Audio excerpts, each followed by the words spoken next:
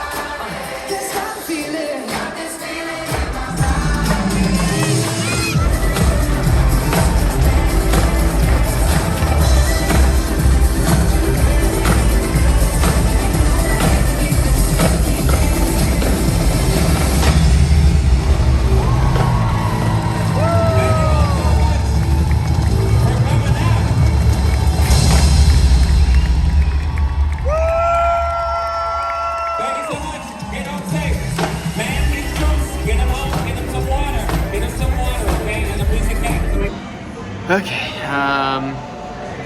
thank you. We're a little drained. I'll tell you about AGT in a minute.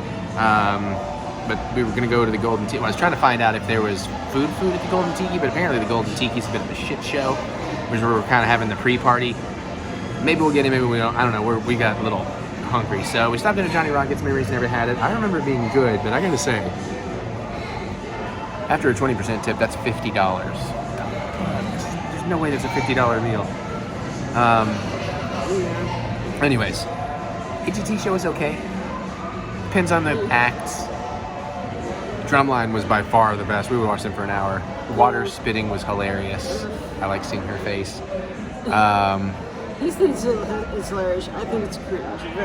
The magician stuff was okay. It was pretty good. Don't care about Cody. Everybody liked Cody. Loved the wands that we weren't supposed to keep that a lot of old people kept, and then I was jealous. Like, why didn't we keep ours then? Yeah. Like these color-changing wands. Short. Also, I had some bad information. I was told doors open at 7, the show started at 7:30, but the show started at 7. Like, we missed a little bit. Just like Kirsten, did you ever actually look at the tickets you got? Well, the tickets are what said 7, so no, I hadn't. But Ticketmaster, when we bought them, said 7:30, so that's why 7:30 was on the schedule. Anyways, I'm hungry. I'm gonna eat. I'll tell you what I think. Oh yeah, and also like she had a frozen margarita, like a standard solo cup size. I had a frozen daiquiri, small thing of popcorn, and that was $50. It's like, all right, food. It is expensive stuff. Yeah, Vegas. How long have I been awake now? Oh geez. Well, you actually took a nap when I showered. I have not had a nap. All right.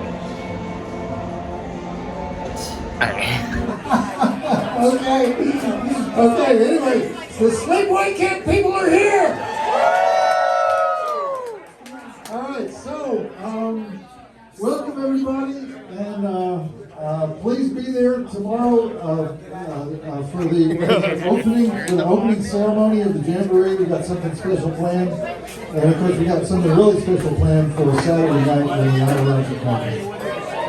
Alright, thanks very much.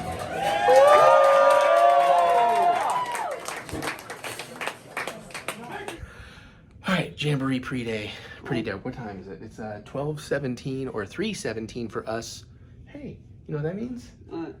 In like a few minutes, we've been up 24 hours. Yeah. Okay, so I'm not doing a long story, but I got a couple quick things to tell you. It's going to be a great Jamboree number 3 because I don't know if I don't have footage, but we were looking out the window earlier. I was like, is that John Brennan walking across the park? That's John Brennan. I tore ass down the stairs like a toddler with the ice cream truck. Mary heard the whole way because I had a bottle of pills in my pocket. And then I get down there and the big feet are checking in. So it's like, here we go. And they're like all happy to see me and hugs and then got to talk to John a bit and, you know, everybody else. See Jimmy and Summer and Joe and Levi and some other cool people. So that was great. Then, you know, we went to the AGT show. We already talked about that. I mean, yeah, but Johnny Rockets is way too expensive for what it is. And then we did go to the Tiki Bar. I don't know if I filmed anything for that. I've already forgotten. Saw lots of great friends like Gerald and pictures, but and Jim. You got the decor is something to see. It's a pretty neat bar. Darcy was happy to see me and give me hugs. Like, oh, thank you for coming. And I got like cheers, boat, Joe Bob, thank you for throwing on the party. I don't think I got recognized by Joe Bob, but I do feel Darcy actually. She's like, oh yeah, here's Eric. And then my favorite part though is as cool as there's a lot of people that hadn't met me but did finally come up and say hi, which is great. If you meet me, say hi. Worst case, I'm like deep in a conversation with somebody that I don't want to stop, so maybe I don't see you, I don't talk to you the whole time, but I will acknowledge you, or if I'm not in a conversation, I want to talk to you, so say hi. Don't be shy. Lots of people did. It was amazing. Favorite mutant that I finally got to meet in person I hadn't yet is Fred. It was so fucking great meeting Dancing Fred. We're gonna have a great time, and his girlfriend. Gonna have a great time. And I saw you guys kind of hitting it off too, so that was really sweet. And of course Gerald was there, and a whole bunch of other cool people, Jim, and a bunch of the. But one of my favorite things that happened is I go up to the bar to get my second drink. I only did 2 drinks there, and I think he was a bar back. He comes over and he recognizes me, but not from the Mutant family or anything. He's like, You're the Star Wars guy. You're the Star Wars guy. And he starts telling the bartender that's making my drink, and then I was going to pay for the drink, and the bartender's like, no. The bartender was telling me people who are on the Mandalorian come into that bar. So I'm like, oh, Pedro's probably been in that bar. But did they like do some shooting out in the desert or something? I don't know. But it's probably just because they probably go out and party in Vegas. Maybe Jon Favreau, because Vegas, baby, swingers.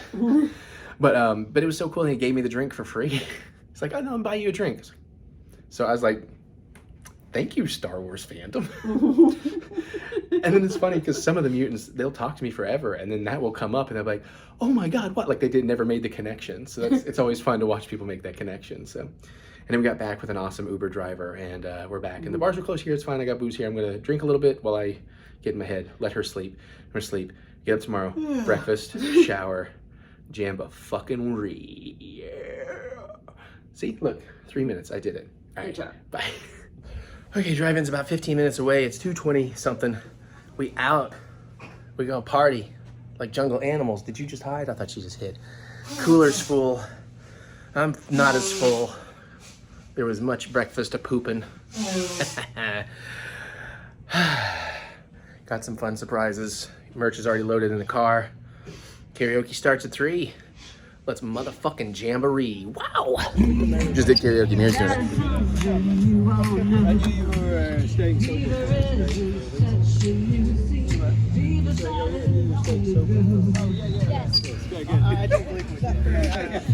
They are filming Barbieheimer.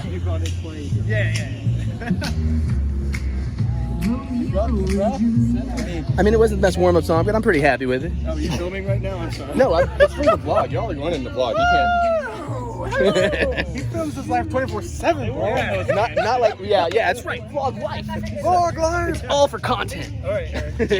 Oh, I'm signing shit. Okay, hang on. I gotta go be a rock. I'll film. Yeah, there we go. Yeah, film him sign. Look, this is how famous he is. Just like take the whole thing. Yeah, be a real dick about it. Oh, you know what? Everybody draws hearts. That works. So it's supposed to be a butt. I'm a great artist. I mean, a artist. Thank you, Eric. That's right. Thank you. Okay. More coming if I remember. I've already forgotten to film so much cool shit.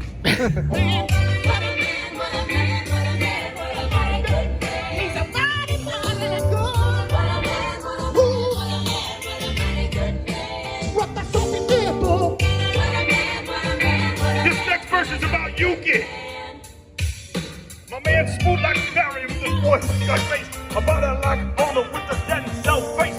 He's smart like a doctor and he's good on the floor. He comes home relaxed and he relaxes with that. His name is Yuki Nakamura and he smokes weed. He smokes weed every single day. He is a spooky. His name is Yuki. Yuki wants a spooky. He's not a idea. spooky. Hey, we're watching Spooky. It's a very confusing movie. Yuki is a spooky and everybody say Yuki! Yuki! What up, man? What up? How's this for? Sucking on my titties like you wanna be born. All the time like Lonnie, checking out my Chris in behind his bottle all the time. Yuki Nakamura. What up, man? How's this for? Life goes on without me, cause I ain't got nobody. Nobody is for me. Nobody. Nobody except Mary. I'm so sad and lonely. Sad and lonely. Sad and lonely. White shirt, now red, my blood, and no sleeping. You're on your tiptoes. All around like no one else sleeping. So With a gun full of business and a terrible sound, equals the spinning attention wires down.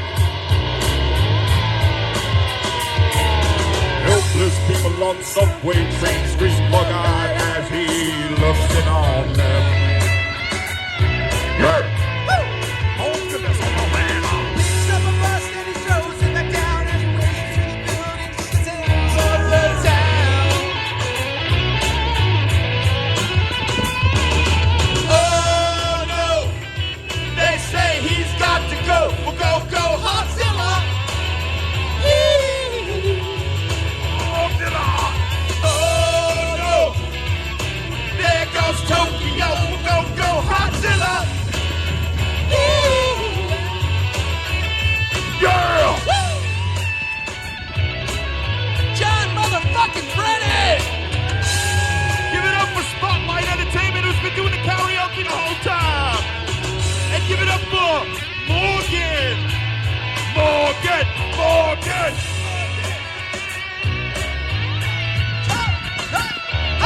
Oh no! They say he's got to go. Go, Hogzilla!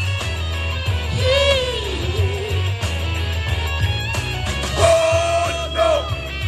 They say he's Tokyo. Go, Hogzilla!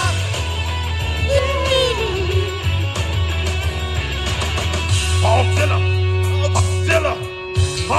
Get your hogs in the air, y'all. Hogzilla.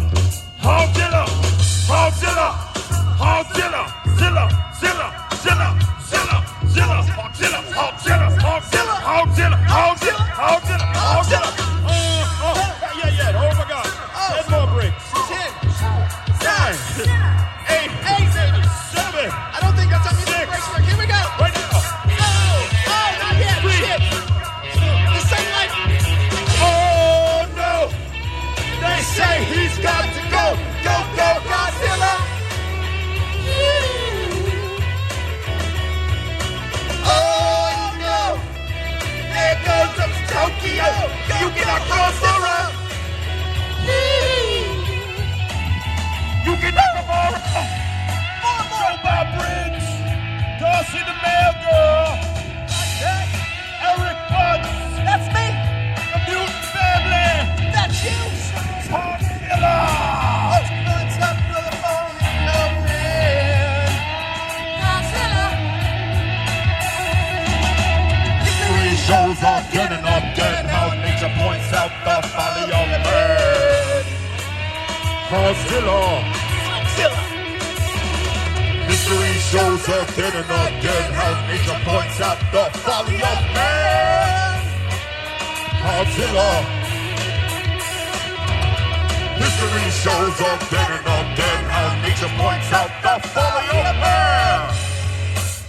Hogzilla. This is gonna be the best weekend ever with Roger Corman. Give it up for Roger Corman. Roger Call. Hey, y'all, give it up for John and EricButts. Yeah. And I'd like to thank John and everyone here for making me welcome. You guys have been a great crowd. Thank you much.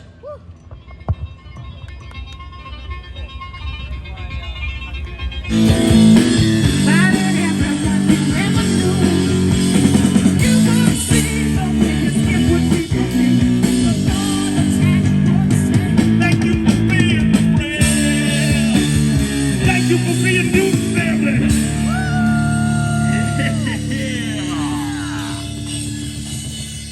Right. Why don't we do another TV theme song? This one's about a bunch of turtles. Yeah. 2, 3, 4. Yeah. Teenage Mutant Ninja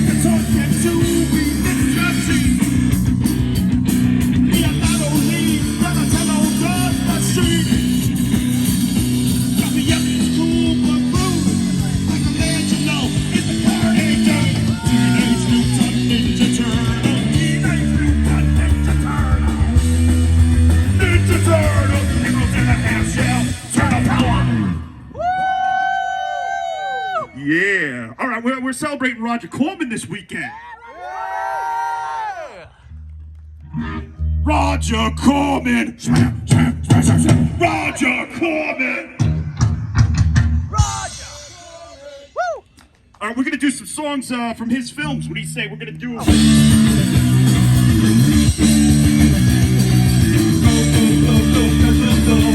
away from the Sharknado. Blood is gonna flow. Don't wanna get eaten by Sharknado. Sharknado. Sharknado. I see the Sharknado coming for me. I can't run. I can't hide.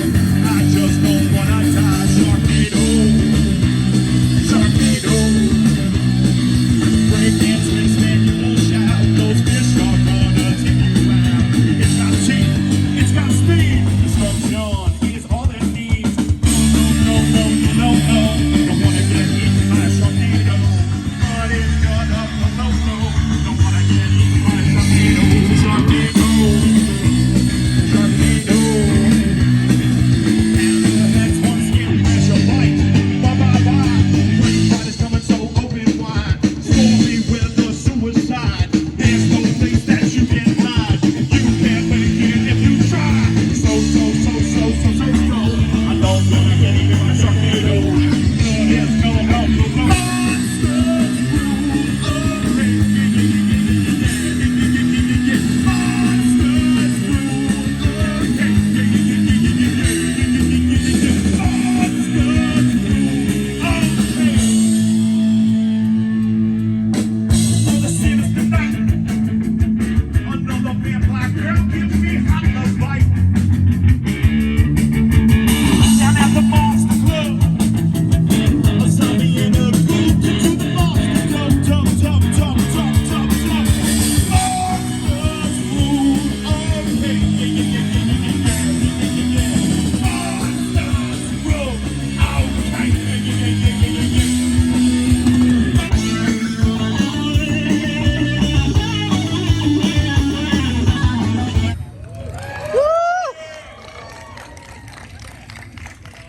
So you're standing over here, and the whole idea is that you're finishing some spiel.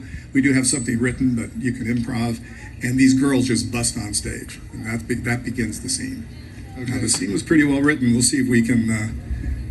Okay, Brooks, why don't you? Hey, girls, because we're like moving fast. Why don't you come over here? Is Felissa here too? Woo! Yeah, we need Felissa, but she comes in a little later in the scene. Okay, so. Okay, so on action, you guys, Joe Bob, DDK, you're such a mummy of. It's actually shocking. Okay, so you guys are to do some of that spiel and action. It just says finish off the punchline of joke. Yeah. Now, would this actually work? This mic for JB? I mean, you're entertaining the audience. You want me to finish off the punchline? Yeah, any joke. You're...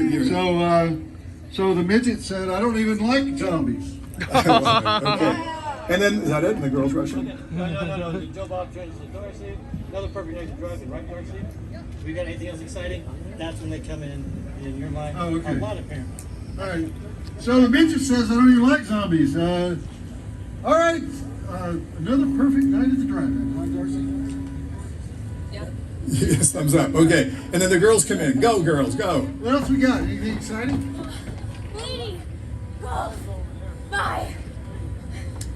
And Joe, sorry girls, you're lovely and all, but we're doing a thing here.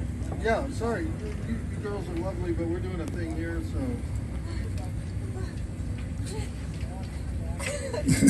All right, what lady? What are you talking about? Darcy, whoever it is, stay away from her. Okay. Whoever it is, stay away from her. No. Drive. You lost your driver's license? What are you talking about? Help me out here, Darcy. I want to help you, I really can. All right, you have any idea what this is about? No idea. All right. Okay, is this when Felissa comes? Okay, Felissa, catch your beautiful derriere on stage. Okay, so why don't we do this first piece kind of first, right? Because there's that, and there's Felissa's a lot here. Oh my goodness gracious, we'll get it done. So we can do that. Now, I have to not be in the shot, nor does, so I wonder if you can be behind there. Okay, and he can throw you the lines. We can really, okay, it doesn't really matter here. We can cut around all this as we're going to cover it pretty well if we have the time. So, Howard, you got this as a kind of a wide and a close of JB, and so we have to turn around on the girls, okay?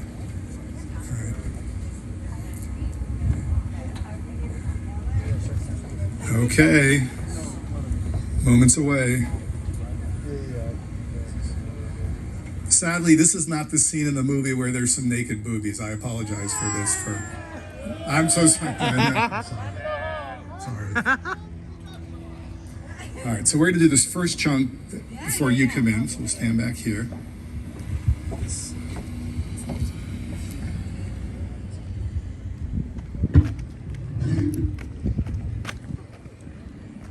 This is the legendary Fred watching the legendary Charles Band make a legendary movie. Quiet on the sound. Yeah, sorry.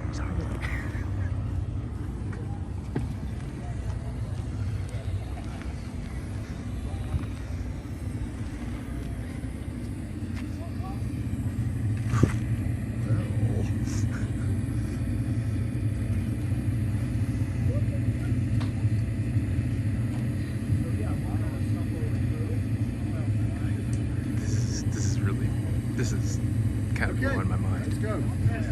So, you have a little audio on the mic? Yeah, can we get a little more audio on this mic, sound dude? On this mic, a little more volume. Because it kind of helps if the audience hears what he's saying. All right, we're good, guys? Sound, we're good? We can roll? A little more audio on the mic so that we can... They only have the one mic though. Which? Okay, let's roll, please. Hey, turned on.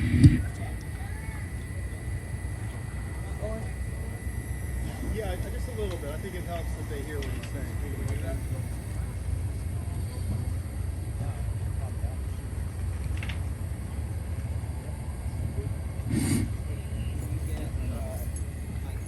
All right.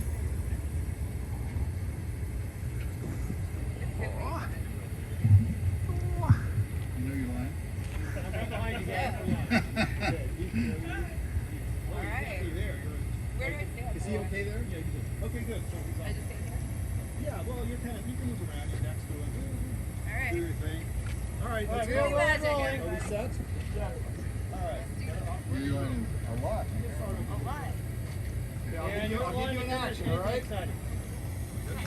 Okay, ready? We're rolling. We're set. And action. Go. So the midget says to the zombie, make your own salad. All right. Another perfect night at the drive-in, huh, Darcy? Beautiful. What else we got? You know? Lady. Golf. Yeah. Bye. Okay. You ladies are attractive and everything, but this is not the time. We're doing a thing here, and what? You're golfing. Movie golf. Movie golf. All right. No. I don't know what you know what they're trying to say. No idea. You're making a slasher film. I don't. Okay. All right. Yeah. Oh, I'm trying. All right. Less of that. See those lines again? Okay. Top. Go back to that. This is so fucking cool. Yeah, do it from your line, Joe, where you say, you have any idea about this, Darcy? All right. You have any idea about this, Darcy? You know what's going on here? No idea. And I that's think the video. Whoa! Hey now! Hold on. All right. Okay, that's the cut. Cut! The cut. Yo.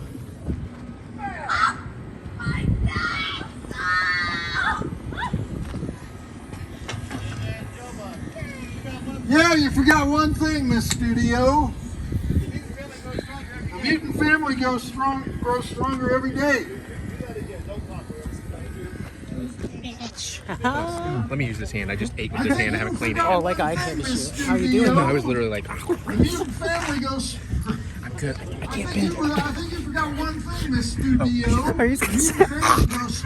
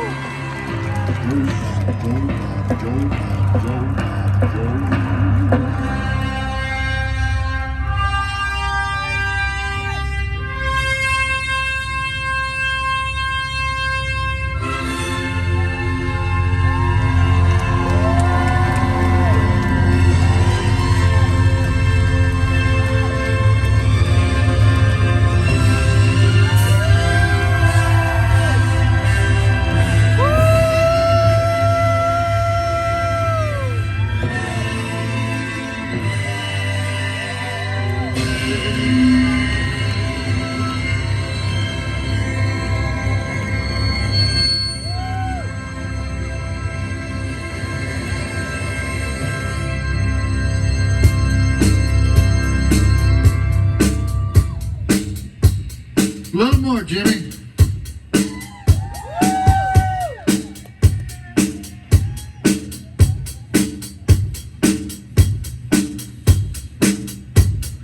Bright light city, gonna set my soul on fire. Got a whole lot of money that's ready to burn, so get those stakes up higher. There's a thousand pretty women waiting out there, and they're all living devil may care. And I'm just the devil with love to spare. So viva Las Vegas, viva Las Vegas.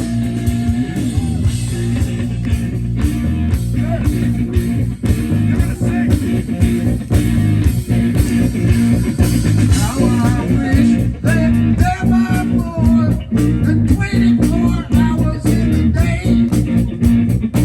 And even if there were more than four, I wouldn't sleep a minute away. 'Cause the blackjack, the poker, and the roulette wheel, a fortune won and lost on every deal. All you need is a heart and nerves of steel. So viva Las Vegas, viva Las Vegas, viva Las Vegas, viva Las Vegas, viva Las Vegas with your neon flashing and your warm bandits crashing, all those hopes down the drain. Viva Las Vegas, turning day into nighttime, turning night into daytime. You see it once, you'll never go the same again. Viva!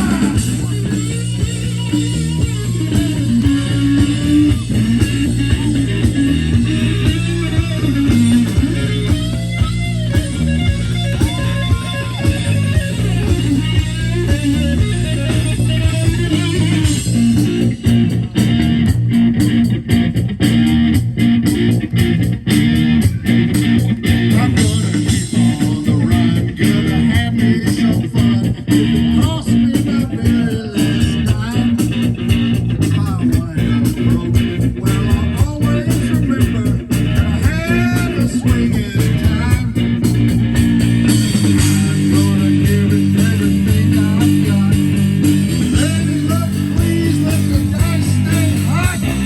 Let me shoot a 7 with every shot.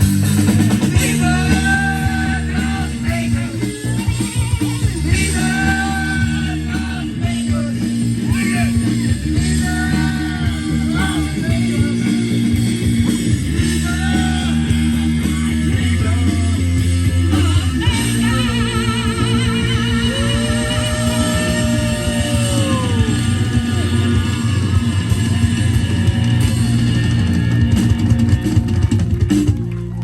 But you know what? I think we need some Jamboree lyrics for this song. Do it again, boys.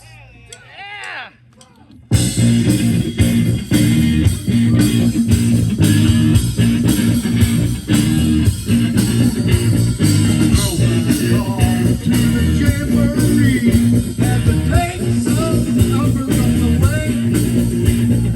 I was gambling with the way I feel, would make my worries go away. We got you and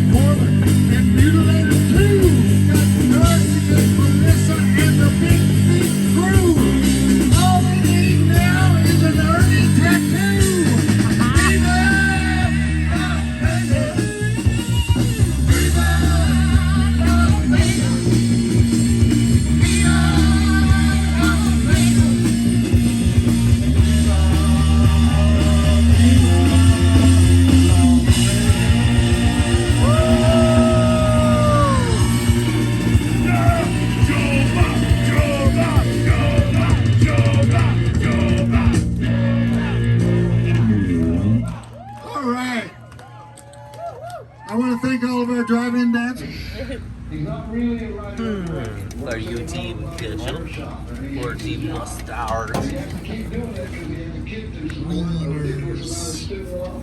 Of course the wieners are hot. Reeves is making them. Get a dog. That's right. Don't forget to tip your dogman. Yeah, dogman. Yeah. Woof woof. We let the dogs out. We let the dogs out. That was all right. That joke was brought to you by like 6 beers. Pretty soon, we're gonna rock all night. Pretty soon, we're gonna rock all night. Pretty soon, we're gonna rock all night. Pretty soon, we're gonna rock all night. We're gonna rock till broad daylight. We're gonna rock all night. Levi. You see through the twist with me. Come on, yeah, there you go. Shake those buns. Shake those buns. Shake those buns. Shake those buns. Do the Angela. Spin it all around. Move your body up. Move your body down. Do the Angela. Spin it all around. You move your body up. Move your body down. Break your back. Break your back. Now give yourself my demon.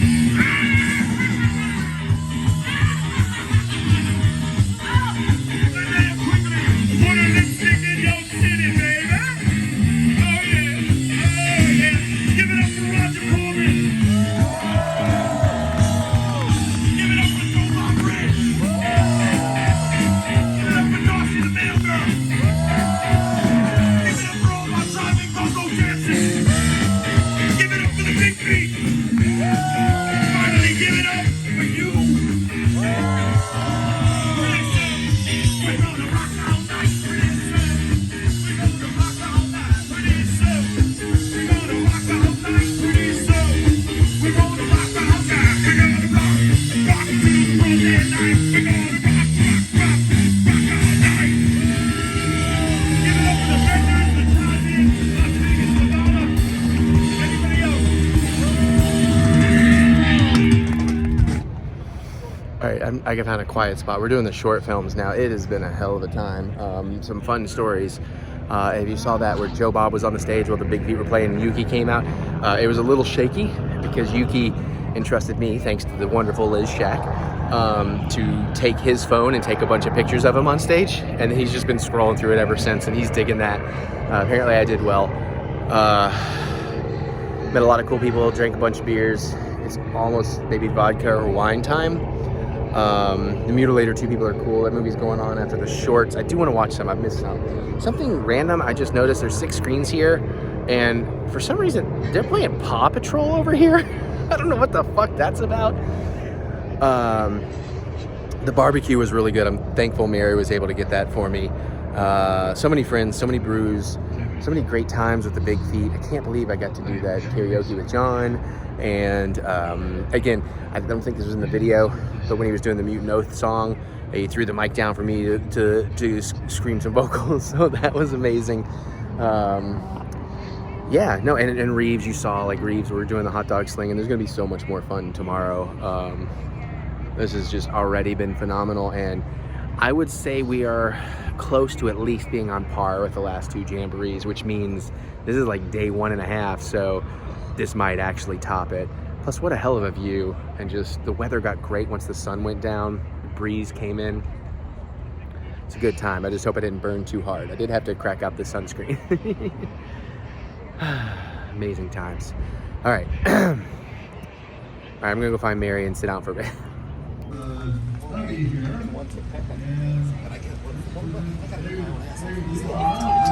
Tisk, tisk.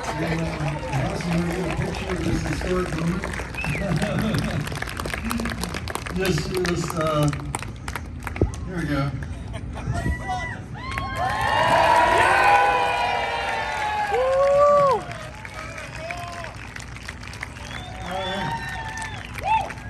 Yeah, congratulations, David. Thank you for being. Axe to the back, face shredding with close-up fish hook to the eyeball, multiple fish hooks through the face, grappling hook through the hiney and out the mouth, while aardvarking on the beach.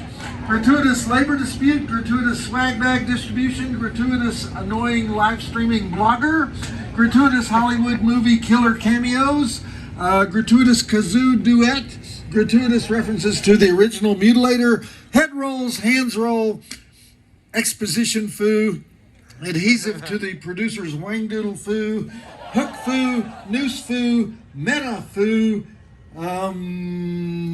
decorative marlin foo.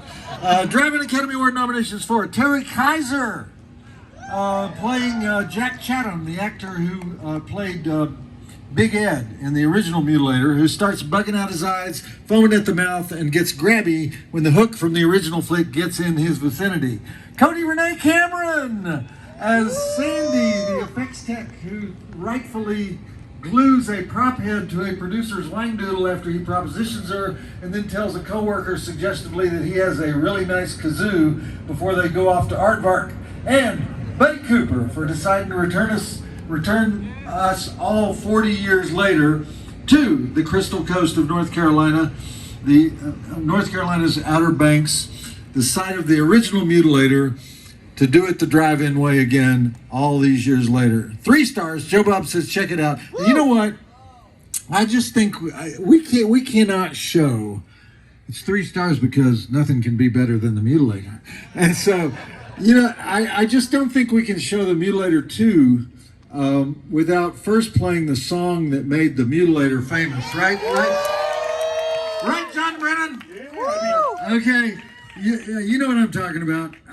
Do the Big Feet know the music to Fall Break? The cast and crew kind of detained us earlier with some stabbing weapons, a little trepanation to my skull. They got the meat hook on Joe. It was crazy. And they handed these handwritten lyrics to us and forced us to learn the song. So we're going to do it. Okay, let's get together for a Fall Break sing-along. Yeah, for better or worse. We're going to do Fall Break. All right, you guys good? All right. Woo! You guys ready? If you know the words, sing along, baby. When the leaves of summer turn red and gold and the football games bring a hint to the cold, time to get away. We'll pack the car with escape in mind, forget all classes, leave the books behind, time to get away. Empty cottage sitting on the shore, the tourists all left about a month before, and we're gonna have a good time. Yeah, we're gonna have a good time. Going on a fall break, walking hand in hand in the moonlight. I swear we'll never, never, never, never part. We're going on a fall break, running in the sand, feeling alright. And when I roll into your arms, I'll break into your heart.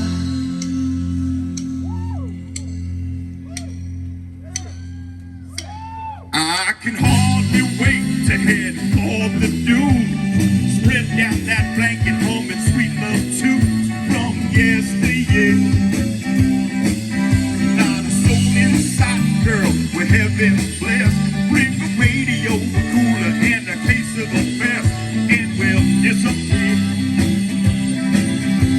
And later on, baby, we'll take a swim in our birthday clothes. Yeah, we're gonna have a good time. Yeah, we're gonna have a good time.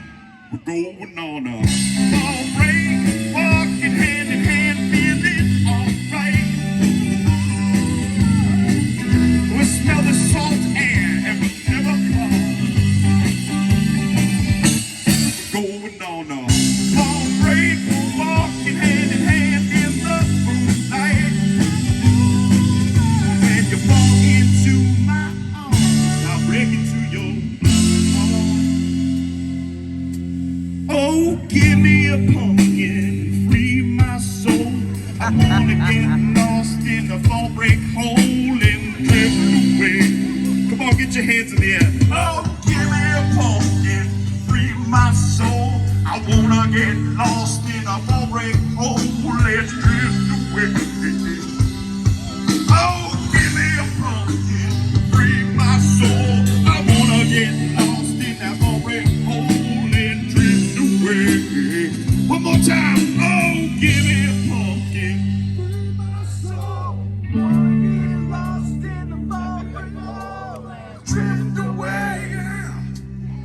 going on a parade, walking hand in hand in the moonlight.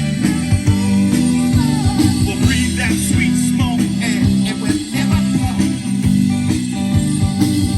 We're going on a parade, walking hand in hand, feeling alright.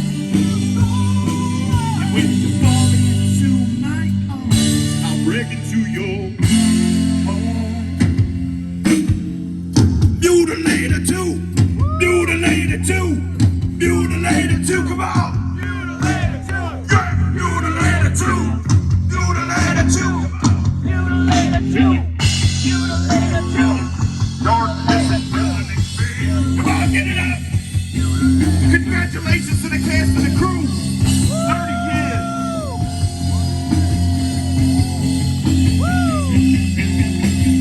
Pumpkin! Fall break, baby. Yeah! Mutilator 2! And now for the world premiere of Mutilator 2.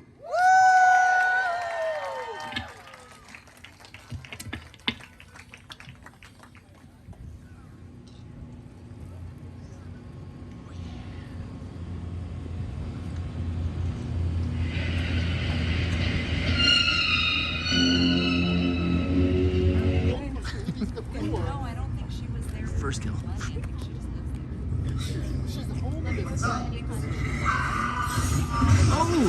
Oh, okay. Yeah. Yeah. I'm not gonna show it. I don't want to spoil it. I appreciate that. All right, he's making his decision. Oh shit, Mutilator 2 is amazing. Fresh from the steamer. All right, we got 2 dogs going. And the famous luchador. I'm gonna do one of each. Oh, you son of a bitch! That doesn't help anybody. I work for NATO, okay? Works for NATO. He's keeping the peace. One of each. One of each. That's the vote for one of each. He's keeping right the here. peace on the dogs. Mustard's killing it. And then I don't care what drink you're getting. yeah. Big tipper, fantastico tipper. Say it, you gotta say it. Tipper Fantastico, right Tipper here. Tipper Fantastico. Fantastic. Is that like Tipper Gore? Yeah, like Tipper. I mean, a little bit cooler. A little bit cooler. The gore is all in Mutilator 2. Yeah, holy shit, Mutilator 2. Wow. Take it easy, guys. In the Sunday edition of the Raleigh, North Carolina News Observer, religiously. And then, you were clever and witty. After one Sunday, I opened it up and your column was not there. And it was not there the next one or the next one. Oh, that happened many times in many newspapers. I think that your wit and creativity got a little too witty for the Southern Baptist editorial board of the News Observer paper. You're exactly right about the Southern Baptists. I had a few run-ins with them. You know, yeah.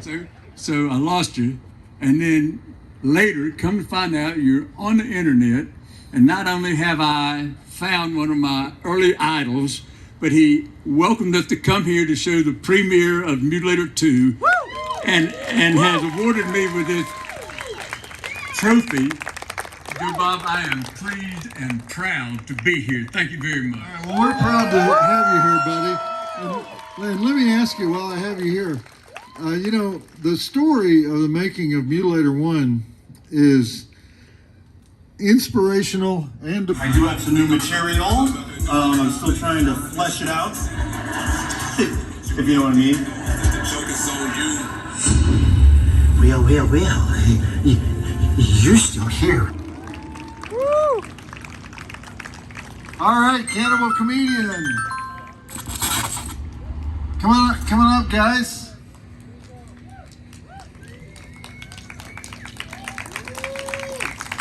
Back up the... Okay.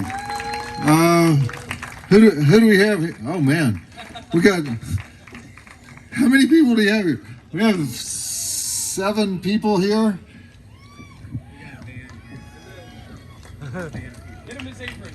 All right. So, everybody introduce yourself, all right? Hi there, my name is David Vega and I play Sheriff Weaver. Hi, my name is Miss Sadistic and I play Eleanor. Eleanor came to Las Vegas to sin. And you mutants look sinfully delicious. Another fantastic, exhausting day. The first day of the Jamboree. It's 3:12 a.m. I took a quick... So basically, I'm shaving. Like, we'll have breakfast. I shave because then it's like, well, why shower? Because 5 minutes later, I'm going to get gross at the Jamboree like I did today. And now I've taken my nighttime shower so I can be comfortable in bed. I kind of like it. It's kind of working. That said, wow, I better hustle because I gotta keep this brief. I can't let this go too long. Highlights, karaoke. Mary got to do 3 songs. Yeah. And of course, Liz, hi Liz, loves when she does Peggy Lee. So we gotta learn some more Peggy Lee stuff because Fever. Mary did Fever and I did Burn in Hell, which is kind of perfect because it was very hot and hellish. And I got a lot of praise from Jimmy and a bunch of the guys on the Big Feet for rocking that. I did Just a Gigolo from her, you know, because she loves when I do that because I do it well. What was your second song? Was that Hellish was your second one or was that your third? Third. What was your second one? Come Together. Come Together, yeah, which I love, by the way. I was a little further back and I bragged to somebody. It's like, oh yeah, this is like newer in her repertoire. She's really good at it. And then Eilish, you saw. And then Brennan asked me, and it might just be because I happen to be there, but he's like, oh, do you want to do we're going to close the show. Do you want to do Godzilla from Blue Oyster Cult change it to Hogzilla? I'm like, fuck yeah. So that was incredible. We got to do music together. I think there was a guy who bailed, and I think he was originally supposed to do that with Brennan. I'm not special. No, I don't give a fuck. It worked. It was great. And like, I got so into it, as you saw, and I was getting some harmonies. I was like, I miss playing with other people. Oh, we also started off our afternoon, went down and got breakfast, brunch, and Gringo Fantastico, Nate, our buddy, was down there, so we got to just sit with him and learn a lot more about his life and all that. I've joked that this Jamboree is the one where I get to know my friends better, and it's what's happening. Reeves is slinging dogs. It's going to be fun tomorrow when I get involved. We're doing a hot dog versus ketchup competition just for fun. The layout, everything about it is actually running really smooth. There was so much worry and, but it's really smooth. Mutilator 2 is fucking awesome. We did that trailer reaction. I was a little on the fence, a little concerned. It's fucking awesome. And it's like almost Terrifier 2 levels of gore, which I'm loving. Party with Gerald some more. Of course, all the Big Feet, they put on such a fucking good show. And, running so many friends. I got to see Fred out there. You saw him.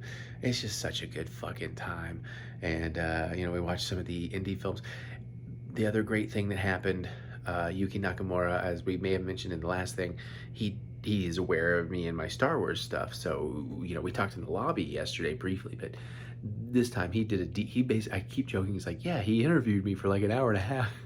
He did a deep dive on like, so what do I do for a living? What am I into? So I kind of was giving him all my life story, and that was really fun. Although I owe the filmmaker of the first film. Do you remember the title by chance? It's like 3 words. Publisher Parish. Publisher Paris, which everybody's raving about, and I feel bad I didn't get to see it, but I feel worse because Yuki and I were off to the side, and we thought we were away from everybody, but apparently our voices were carrying, and the actual filmmaker had to come over and ask us to if we'd quiet down a little bit. I felt so fucking awful. It's like, oh God, I'm so sorry. What? Well, we thought we were away enough from everything, and I was just matching Yuki's voice, but we got it. And that was so cool. And he did some, let me take some fun photos. And it's just nice that Yuki gives a shit, and it's like, and then we came up with some cool stuff for the podcast in the future, but just suggestions. But love them all.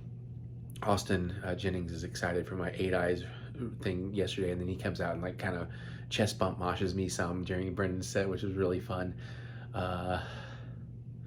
Didn't really meet the celebrities in Celebrity Row per se because we were just busy. The barbecue, did we talk about the line? I don't think we showed you the line. It was like gnarly, and I was like, I will throw away $50 because I'm not waiting in that line. But Mary waited just long enough, like maybe 20, 30 minutes left, and she was able to get barbecue for both of us that we paid for. And I gotta say, it might have been worth waiting in that line because that was really fucking good barbecue, was it not? Yeah, pretty good. The brisket was sliced like bacon. It was really good. The beans were pretty good. So I just kept nomming on it when she was sitting with some of our newer friends. Oh yeah, it was surreal getting to see Charles Band make a movie. It's not quite Barbieheimer, but it is that like Barbie and Kendra stuff. It's like, okay, I'm gonna go watch those movies now. Like I've watched reviews like Cinema Snob and stuff. It's like I know they're not good, but now I feel invested because I don't know that I ended up in any. I don't think I ended up in anything that would end up in the movie, but it was just surreal. Like I'm watching Charles Band direct JOE Bob Briggs and Felissa Rose, and it's just insane. So maybe tomorrow, maybe I'll work some magic. Let's see. I'd love to get in the fucking Charles Band movie. That's a life goal. They have really good vendors. It's set up really well. I will say it was a little weird that they were still building pipes and tents in a very confined area that people had to walk by to get into the vendor tent. Like Mary almost tripped and hurt herself, and I was like, that seems like a real hazard, y'all. What are you doing? But ultimately, it worked out really, really well. And it was a good time.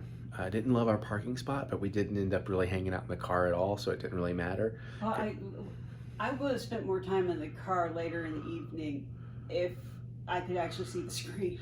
They had us like in the front row and with like this big ass rental car, which is a great fucking car. But yeah, we would have had to like really, it was awkward.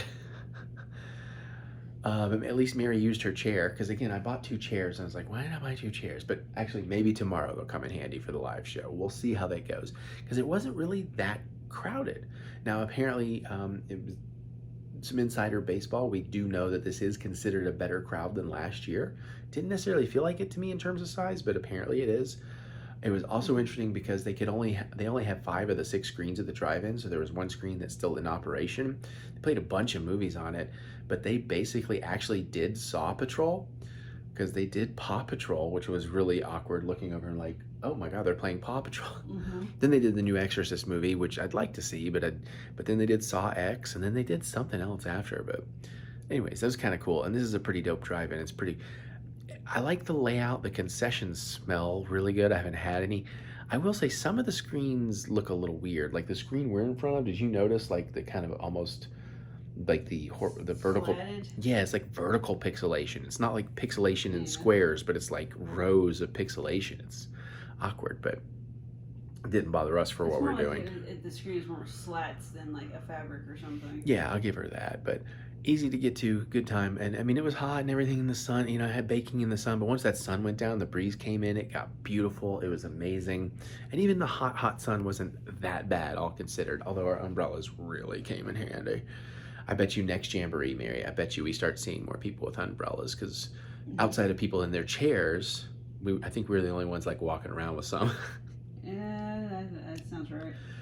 But listen, I'm gonna shut up. Like Lee and Chad and John and Alex and so many fucking amazing mutants. And I love seeing some of the people doing it for their first time. And I'm getting to meet more. I'm getting to spend time with more. So it's great. Okay, this is 8 minutes. That's too long. So I'm gonna shut up. There's more, but let's let the footage speak for itself. I will shoot some really cool stuff tomorrow. Yeah. It's 3:42 a.m. and something occurred to me. I did a thing. And I hadn't really intended to mention it, but I thought, fuck, what am I doing? I should totally vlog this experience in my life. We've made many, many friends. It is Las Vegas, Nevada. Certain things are legal here. And again, for the algorithm's sake, I'll dance around certain words. But let's just say something with, what's the word? I'm not going to show it either because I don't know how YouTube feels about it. But something that is 10 milligrams, I guess, per tasty treat. I did half of one because I have not really done something edible. And within about 10 or 15 minutes, yeah, I'm feeling pretty good. Some of it's exhaustion. Some of it's, you know, I'm having a drink, but no, like I'm in a good place. That's a really good place. I'm gonna sleep well. And I really appreciate those friends. They apparently bought a whole bunch because I haven't had a chance to go to a place where you get these things. I still like to for the experience, but because remember, it's not legal where I live, so I don't do it. I don't do it where I live because I don't do illegal things ever. No. But not bad. kind of makes me wonder, like in Disneyland, like I know you can't take those things in. Okay, sure, whatever. But I mean, you could take some right before you go. It's like Mickey and Minnie's Runaway Railroad would be. Smuggler's Run. I would get really shitty scoring, but going to Lightspeed. Building a light. No, I'm not going to get carried away. But it's pretty nice. Pretty nice. Good night. All right, going to Jambo Dumber 2. I'm probably got some costume changes today. Anyways, I'm wearing the Ralph Garman shirt because he used to date Ginger Lynn, so I think it'll be kind of fun if I can get a photo with Ginger Lynn today, and then, you know, show that to Ralph. Everything's good. I didn't get burned or anything. I got a little bit of a sweat rash. It's fine. It's not uncomfortable or anything. Just a little awkward looking. But I'm ready for day number 2. Day number 1 has already started amazing. It's 1:30. Doors open at 2. You know, we'll probably get there at 3-ish, which is fine. But yeah, because we went to breakfast and they're busy because it's Saturday. So they had to take our number and they were going to call us when it's ready. So we thought, oh, let's throw $20 in a poker machine, each of us. And Mary accidentally was playing on nickels for a little bit. But she ends up coming out with $20.10. So technically up. I fucking hit for $200.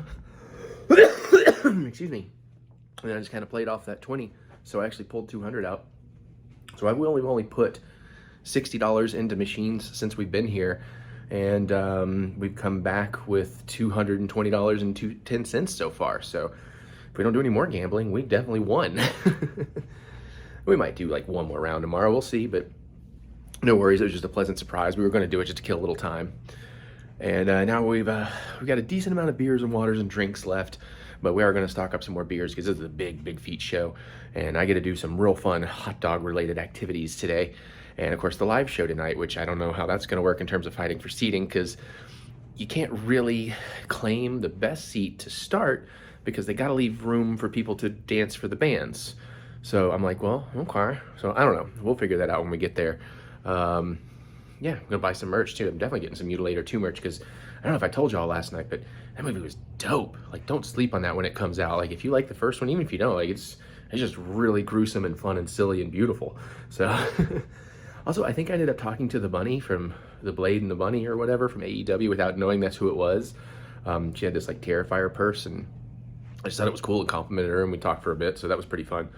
And yeah, so hopefully today I'll get to say hi to Felissa and Dave and give them the new CDs and meet Ginger Lynn and buy some Mutilator 2 stuff, pick up our actual Jamboree merch that I forgot to pick up, and go have a good time. And yes, the thing I ate was very nice last night, so I'll probably do that again while I can freely and clearly. So matter of fact, I might take one right before we go to the airport tomorrow morning. Oh, I gotta get the door for Mary. Jamboree day number 2, beer restock. We had to go a few places, and it's hard because we don't have as much cooler room, but we found some really good stuff. What is this place? It's a liquor lineup. Oh, I forgot I had that shit. Oh yeah, you gotta share it or drink it the next day or two. Anyways, we got some cool stuff. I love me some dog. I was craving this actually, some Sequence Ale. Found this Shiner brewery tour that looks really good. Mary got some Moscow Mules. I got this Rogue Dead Guy Ale. It just seemed appropriate. And we got some Golden Monkey, which is a 9.5 ABV, so that's gonna be a fun one. We still got some Konas and some Blue Moons. Yeah. We got some drinking ice, we got vodka, I got red wine in my bag because I didn't realize I need to drink at least 1 bottle a night, maybe 2 bottles tonight. Whew, more water. Well, we got all the waters. Yeah. Just trying to. Okay. We got a lot. Oh, did you stick both of your? Oh, is both club sodas in there? Apparently. You know, we could probably take one of those out for room. Just leave it out. Because I don't think we'll go through a whole thing of that. And if we start to, we just throw the other one in there. Okay. Whew. Okay, so yeah, I think I thought I was going to be doing a lot more vodka at the drive-in, but... Well, if you were partying with your friends like you normally do after hours. Right, yeah, if there was like a lobby party, yeah. You would have. Yeah, because I only even opened the vodka last night and had 1 drink out of it. Yeah, I don't think we're going to buy anything for tomorrow. No, I think we should be good, which is good. Especially because we're hitting a point where everybody feels bad that I've given out so many beers that they're like desperately trying to give me beers. It's like, I do it because I want to. But it's very sweet that they want to take care of me. And Jimmy dropped a hint. When we ran into him and Carrie, he dropped a hint that I make sure to be up front for their show. I was like, well, yeah, duh. And he's like, yeah, we got something special. I was like, oh, okay. No idea other than that, but. Okay. So we got the golden monkeys in. Putting these bad boys in. You're gonna have fun. Ooh, you might like. What? Well, not that one, but the next one you're gonna pull out. You might want to look at that real quick. That could theoretically be. Agua fresca. Oh, it's not what I was thinking it was, but maybe. For some reason, I thought that was an agave, like a fruity agave one. That one is mine. I'm calling that one. Sea salt and lime. Shinerbach makes some good beer. Okay. Yeah, once I start stacking these on top of each other, kind of actually behaving a little better. Right, yeah. Sort We of. only got 12. Well, we got 16 more things to throw in there. Oh, so. Jesus. Okay. Let me get some of my mules in here. Yeah. Yeah, mix it up. Oh, they're skinny. Oh, good. That's helpful. I will. I'm probably in a better place to drink today than I was yesterday. Okay. Well, that headache that hit me, I was like, oh. Although tonight I may actually let you drive us back. If I'm gonna pound all these beers in like a whole bottle of wine. And maybe a something little tasty treat.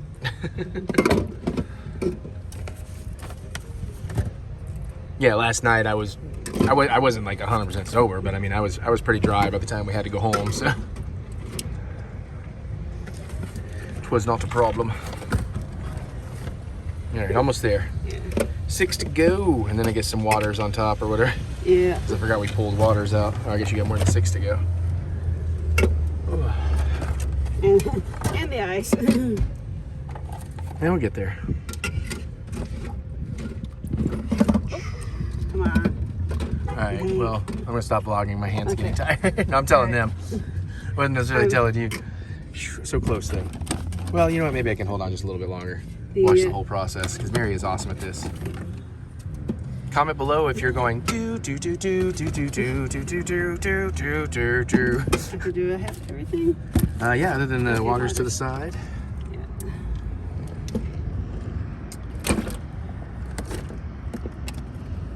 And then we'll put the bag of ice, and we can throw the drinking ice in. That'd be my guess. Yeah. We may not be able to fill the water back in there. Well, that's fine. We just got to find a way to keep. Well, we can throw them in some boxes to keep them rolling around. Yeah. How many more you got? I feel like you're already getting a little too full there. 2 plus the club soda. Well, I tell you what. You want to stop here? And... you know what? Throw one in there, and then we'll just take one up there and drink it. Okay. All right, and then. So bag of yeah, the club soda we'll figure out. That's still just, on flour. Yeah, well, I'm not gonna leave it there. I was saying put the cold ice so we. Cold ice. All the ice is cold. Are you sure? Are you sure that all ice is cold? Oh, vanilla ice was kind of hot back in the day. Oh, I don't know if you heard that. It said vanilla ice was kind of hot back in the day. Well, I guess. He was a good-looking guy. I guess 90s style. Yeah. He peaked at Go Ninja Go though. I mean, come on. Oh yeah, I think this is gonna be kind of just about perfect, honestly. All right. Well, we'll just keep our boxes. Boom. If you drop off empties. Yeah, that's a good idea. So I do want to secure the club soda though, so let's take that to like the back seat or something, just so it doesn't roll around back there. But these will also hopefully give it some padding. All right, we may try opening the front door first. I did not have to do that yesterday. Sometimes these cars make you do that. All right, that's it. We're off to the Jambo. We'll catch back in a minute. Okay, so I have some new friends to introduce you to. We'll do names in a second, but I don't want to forget. It's the Austin Pets Alive. It's the world's largest no-kill shelter in Austin. I got it right? You got it right. And these are some awesome new mutant friends and family. Yeah, I'm Emily. I just sit here and sell things and take money for cats. Yeah, I was sitting on one of the foster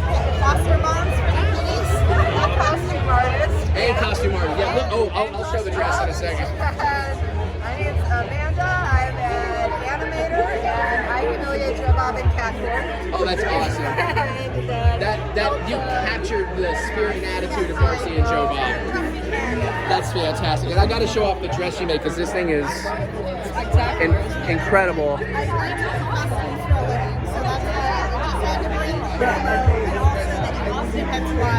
Yeah, that is fantastic. So I just wanted to show off some new friends.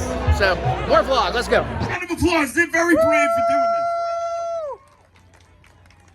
All right, so we're gonna go down the line and introduce everybody, right? And then I'm gonna spit. I know the terminology. I'm gonna spit a example verse. That way you know what the beat you're doing, and then we're all gonna do it to the same beat. 1 minute and 22 seconds each. All right? So why don't you introduce yourself? Hi, my name is Chaz Kangas. Happy to be here. Woo! Wait, no, then you gave me more information. You said you're in charge of Gambino's. I was NYU dorm mates with Childish Gambino, Donald Glover, wrapped on his first project, and I currently write for the Los Angeles Times. He's got a leg up, and he also knows Zach Amico from Trome Entertainment, so I think okay. he's a shoo-in for a winner. That's a tall order. What do you got over here? What's your name? My name is Kevin. Glad to be here. I don't have that, but yeah. Kevin was forced to do this by the volunteers in the back, so thank you guys. All the yellow shirt guys made him do this, and the girls. All right, Kevin, over here, I know some of you know who this is. What's your name? Legendary luchador Gringo Fantastico. What rap battle is complete without a Gringo Fantastico luchador? I mean, come on. And then last but not least, Gerald! Hey everybody, it's Mitch and EricButts right up front. We gotta get more people dancing later, by the way. More dancing for the my big name's feet. Gerald. I'm from Michigan. I'm in an academic department, but I'm not chasing tenure. So, yeah, it's good to be here. All right, and these are just 4 of the greatest mutants, and then you guys are great yourself, but these guys are really brave. I mean, you gotta understand, this is really hard to do, so don't mock them, okay? No making fun of them. We got some rules that there are no rules. Woo! They're allowed to do covers, they're allowed to write their own stuff, they're allowed to freestyle, and they're also allowed to use AI. So, AI is allowed. So without further ado, I'll go first. So if you can hit me with that beat, I'll do a little sample just so you know what it's like. Yeah. This is Old Dirty Bastards Brooklyn Zoo. Yeah. That's the beat we're using. It goes, I'm the one-man army, it's on. I've never been tooken out. I keep the MCs looking out. Dropping signs like Cosby, dropping baby. Enough to make a mutant go crazy. In the deep building, taking all kinds of medicine. Your ass thought you were better than. Hey son, I keep planets in orbit. Why you keep coming with deeper and more shit? Pick it, pocket, fire it up. Come along and take a hit from the bomb. You put the foot down just for a second. Don't get me wrong, it's not a new method. Inhale, exhale. I just got an ounce in the mail. I'm like a blunt or a big fat bowl, but the double barrel bomb is getting me stone cold skillet. Water inside, don't spill it. Smells like shit on the carpet. Fill it. Goes down smooth when I get a clean hit of the skunky, funky, smelly green shit. Sing my song, puff all night long. Hits from the bomb. Hits from the bomb. And you get points for dancing too, so if you grind at the audience, if it's too long, I didn't realize this shit was this long, oh my god. So just hump at the audience. Thrust. Come on, thrust. Yeah, thrust, yeah. Thrust, Gringo, thrust at the audience, yeah. Oh. All right, so that's it. So if you could do that, you got it. Trauma, by the way, they're giving us the Blu-rays and DVDs. So here we go. Trauma. Contestant number 1. Yell, what do you want me to rap about? I heard groceries. I heard stale. Drive-in. All right. We got groceries. We got stale. We got drive-in. And see the way that I'm arriving. Right here, it's the best night of your life. Say drive-in, y'all driving. If you're having that night of your life, then say drive-in, y'all say driving. And I'm thriving and I'm surviving. My name is Chaz Kangas, here to buzz the whole hive in.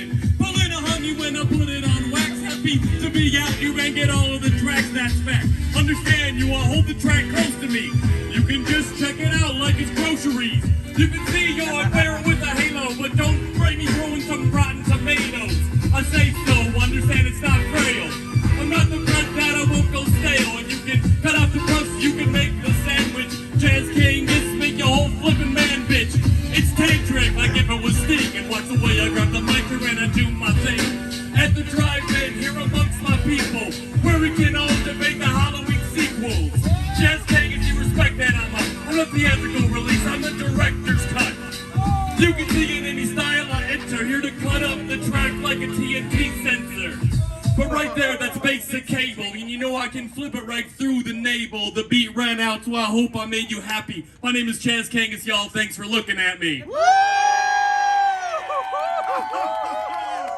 Charles Gambino!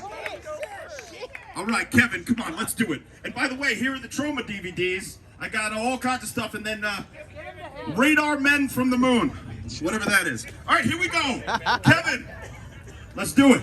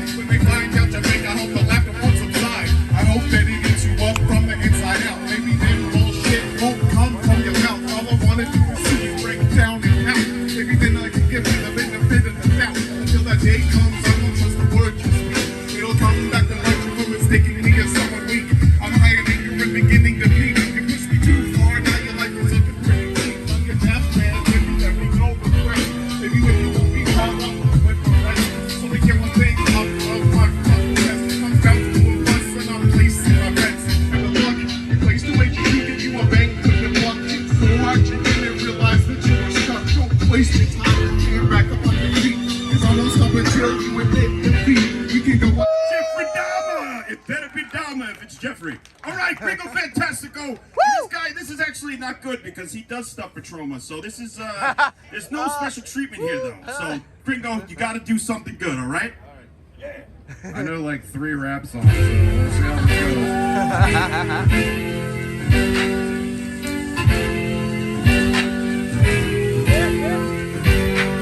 All right, stop. Collaborate and listen. I'm just back with a brand new and big shit. So got hold of me tightly, like a hot glue daily and night. Of a stop, yo, I don't know.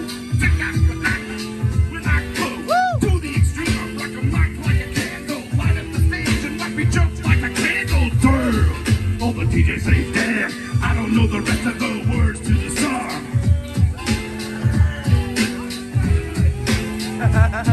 As I walk through the valley where it hurts my brain, I take a look at my life and realize I can't explain. That's just perfect for an homage like me. Yo, I charge fancy things like electricity. The 30 in the morning, I'm milking cows. Summertime, I feel the chickens watching the plows. Fool, I'm like how they got the turtle on my dude. Roll Phoenix here now. Roll down. Baby got back.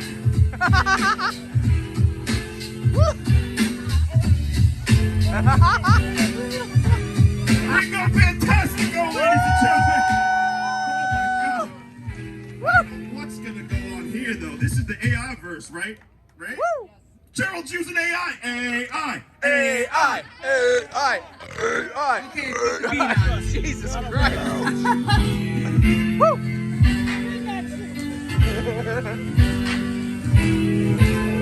Late night with Joe Bob on the TV screen. He breaks down the classics like you've never seen. From slashers to monsters and all in between. His commentary's legendary, a true horror fiend. Darcy the Mail Girl with the style and grace. In the drive-in universe, she finds her place. From Joe Bob's side, she sets the pace. In the world of horror, she is the star they embrace.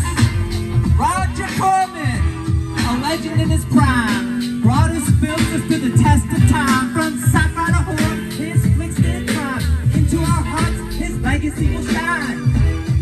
John Brennan and the Big Beats, they're the sound that we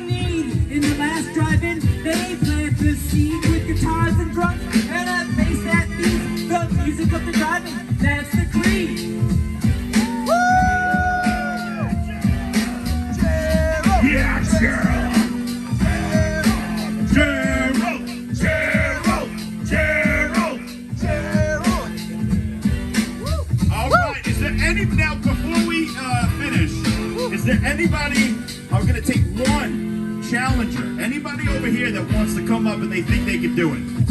One person. And if not, I'll just give it away. You? Oh my God. Like your butts, and you cannot lie.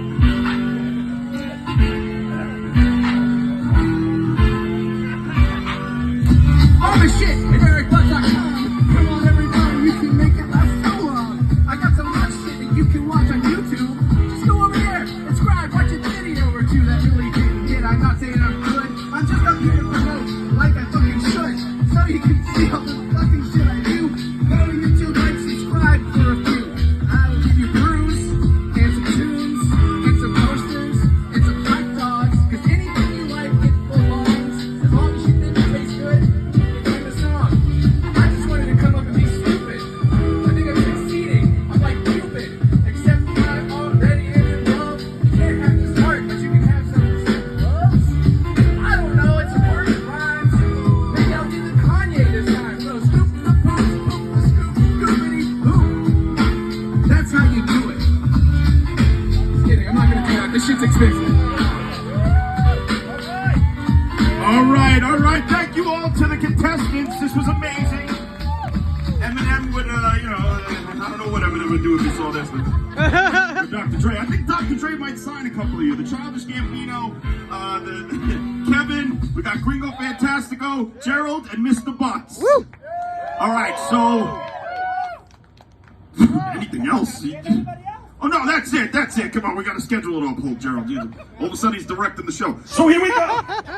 All right, we're just gonna give these away. We're not even gonna say who was the best. You're just gonna win. So since you're friends with Zach Amico, here you go. You get Return to Nukem High, Volume 1, which Zach Amico shows his penis in. So you're gonna see your roommate's penises if you haven't already. And here you go. This is for you. You get a Blu-ray and a DVD because you were forced to do this. I was forced to do this by the volunteers. So, oh my God, it's Franken-Turner and it's Dr. Detroit. Holy shit balls. Okay, we're gonna get to this in a moment, but this is Dr. Detroit. Everybody give it up for Dr. Detroit. Jimmy.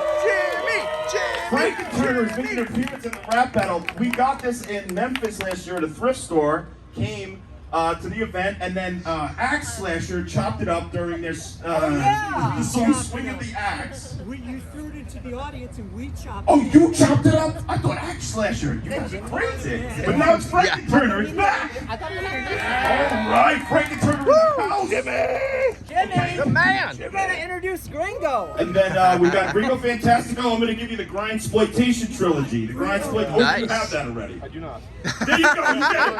And then you guys, you're gonna get Tower Rats and Radar Men from the Moon. Woo! That's public domain. And then Tower Rats by Kevin Walters, and then you get Tower Rats as well. Yeah! He gets Gringo. Wait. Okay. What are you trying to say, Dr. Detroit? Do it. It's not Gringo Fantastic. Do the whole thing. It's Gringo Fantastico!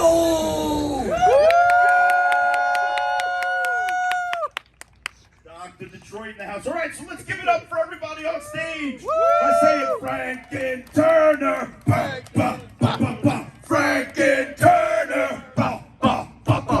Franken-Turner. Thank you to the mutants. You guys are the best. Everybody's a winner. All right, so we're going to take a quick...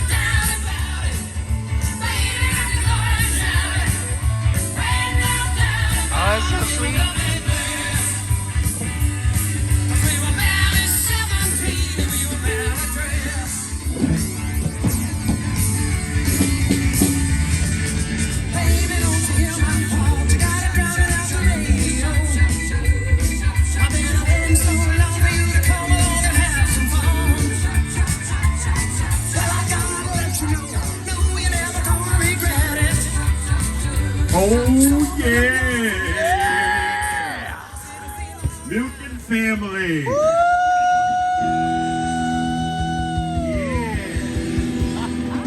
I think we can officially say it's the night two, not just the day two. It's starting to turn into night. And again, like I said earlier, it's all about love.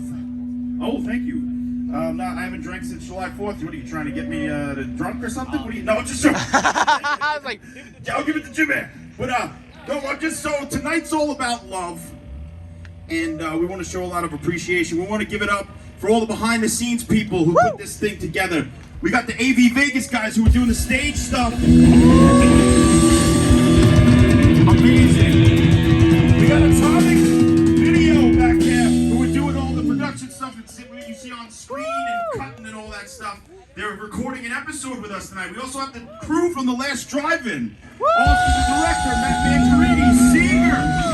So many people, so many names. Kevin Quigley, who's having a baby right now. And also, I want to give it up for the volunteers. The volunteers who are here. And everybody else who chipped into this thing. Yeah. All right, we're going to do a bunch of music right now. It's all about love. We love you. It's called Breaking the Law by Judas Priest. yeah! Woo!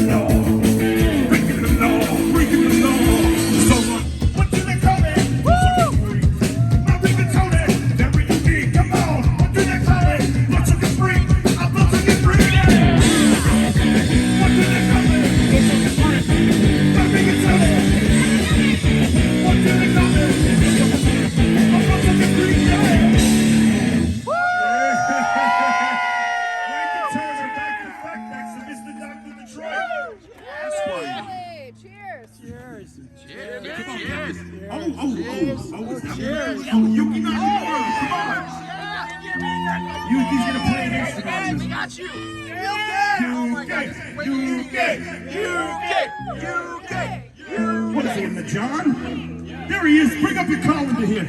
Yuki's gonna play the colander for you people. Woo! He's gonna strain that pasta. Oh, Jimmy's handing off the drumsticks. Oh, Yuki! Come on, here's Yuki!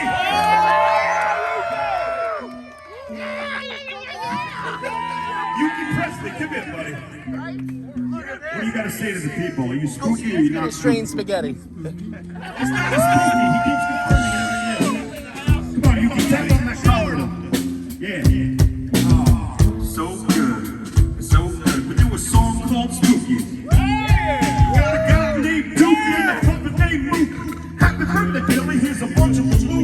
You're gonna be buried alive, I presume, by a cat boy and a gold vest. It's confusing. Who is this other guy up in the attic talking to a princess? Starts some static. He seems like Jesse. Does he own the mansion? But we're not over any block expansion. Here comes the Ouija board. Yuki wants a spooky. I'm not spooky. Hey, what's spooky? It's a very confusing movie. Hey, what's spooky? It's a very confusing movie. Hey, what's spooky? It's a very confusing movie. Hey, what's spooky? It's a very confusing movie. You know what? Yuki Nakamura. I can't rock on that. I'm not good at freestyle. Scoop the poop! Yo, I'm a spooky and I'm here to say I'm really, really spooky in the major way. You're talking trash about the plot. Is that all you got? The street trash director was a steady cam off your moral. The only thing we need are spooky drill. Sit back, relax, and take a chill pill. Or drown your sorrows in alcohol while we lay out this really super spooky roll call. Spider spooky. Diamond spooky. Grim Reaper spooky. You're spooky. No, I'm not spooky. But your name is Yuki? Yes, you. Hey, what's spooky? It's a very confusing movie. Hey, what's spooky? It's a very confusing movie. What's spooky? It's a very confusing movie. Hey, what's spooky? It's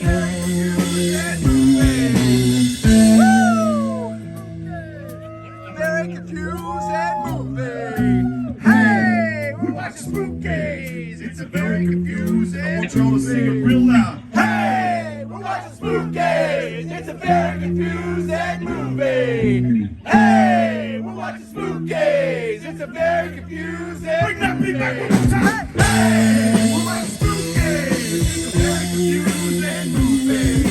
Hey, we're watching spookies. It's a very confusing movie.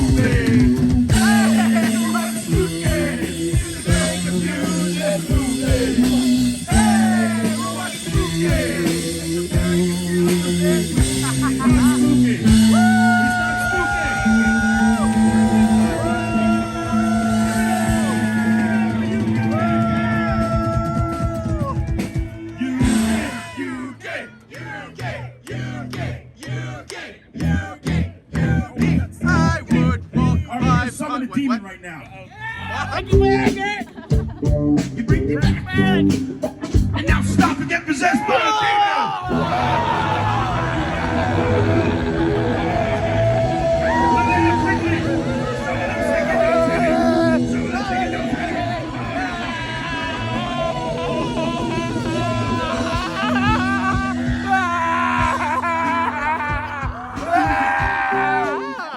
You don't have to do the name quickly, like I said, but if you like to, my nipples are very sore. So anyway, we do the Angela. You spin it all around. You move your body up, you move your body down. We do the Angela. Spin it all around.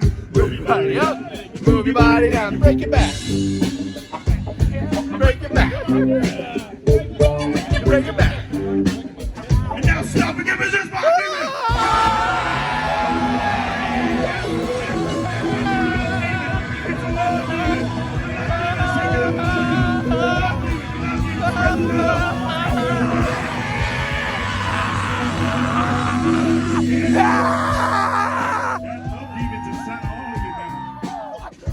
Come on, these guys in the front, come on. Get out of these seats, do the angel walk. Yeah, I see you. One more time, we're gonna do it. You do the Angela.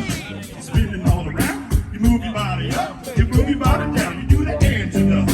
Spinning all around, move your body up, move your body down. You bring your back. Bring your back.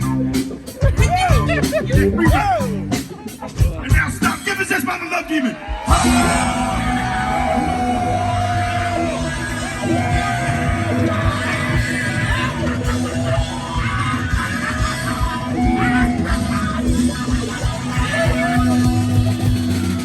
Right. Thank you all. You got all the other. What do we got next? Yeah. Oh my God. Okay. In the party, I'm speaking ghost. The stench is foul, but the mood is bright. As we dance all through the night.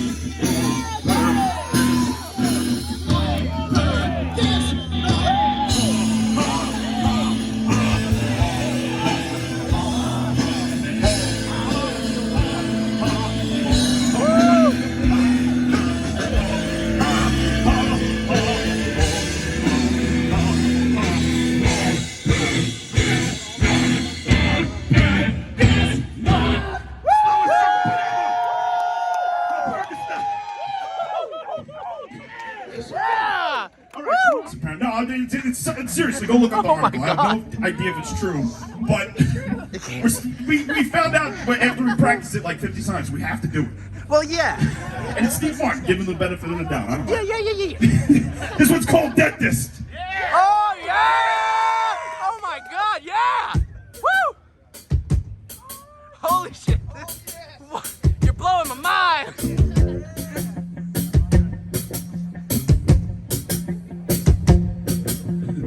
When I was younger, just a bad kid.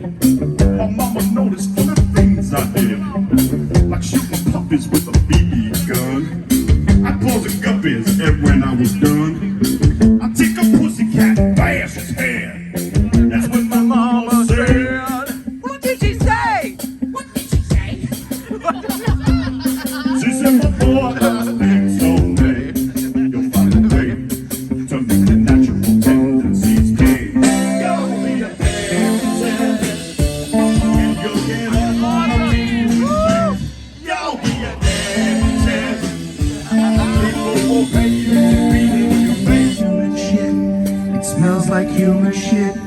it smells like human shit. The lizard took a shit. It smells like human shit, baby, hell yeah. The lizard took a shit, and it smells like human shit. It smells like human shit, it fucking smells like human shit. The lizard took a shit. It smells like human shit, baby, hell yeah. The lizard took a shit, and it smells like human shit. It smells like human shit, it fucking smells like human shit. The lizard took a shit. It smells like human shit, baby, hell yeah. The lizard took a shit, and it smells like human shit. It smells like human shit. It smells like human shit. The lizard took a shit. It smells like human shit, baby, hell yeah. The lizard took a shit, and it smells like human shit. It smells like human shit. The lizard took a shit. It smells like human shit, baby, hell yeah.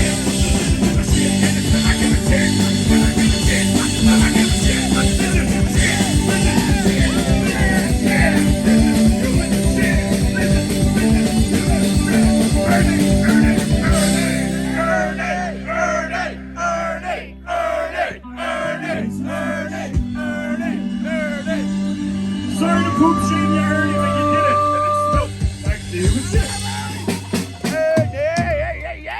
All right, there's a song by Sheryl Crow called Leaving Las Vegas. We're going to do the fastest version ever. We tried yesterday. Okay, it was a little slow. It was 2 seconds too slow. A little slow, yeah. All right, so the fastest ever Leaving Las Vegas by Sheryl Crow. Here we go. You see that fucking circle pit for this? See the circle pit for this slowest ever circle pit.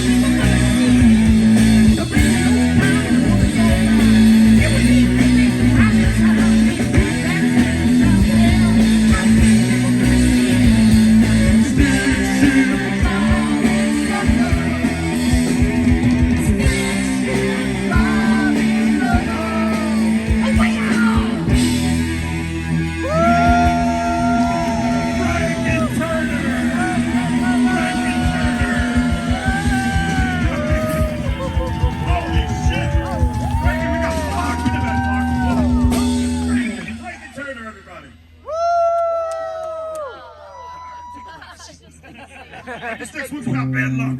Yeah. Purple sex rope from Dr. Detroit, his own personal stash. I wonder why it smells so delicious.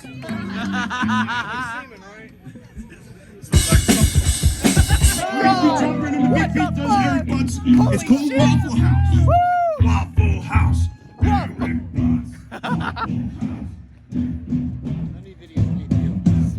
Oh yeah, let me turn her.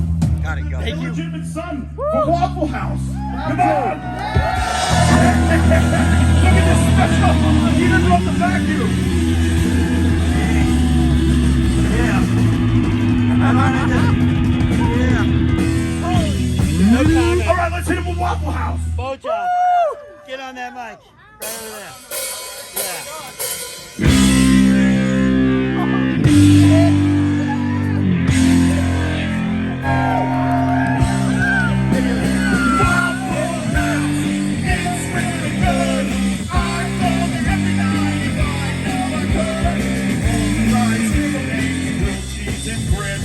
Every time I eat there, I get the shit.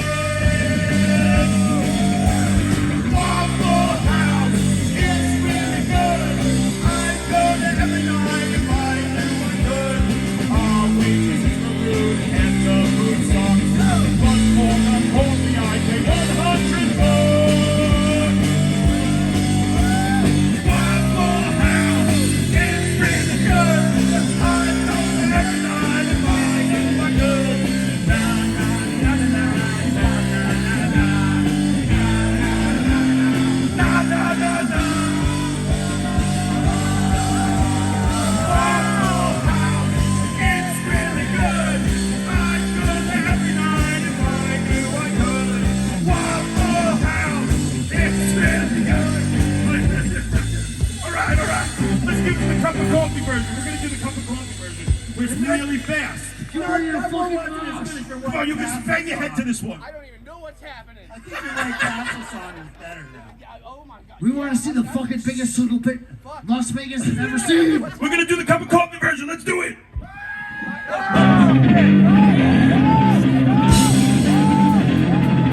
Waffle House, it's really good. I go there every night and very good.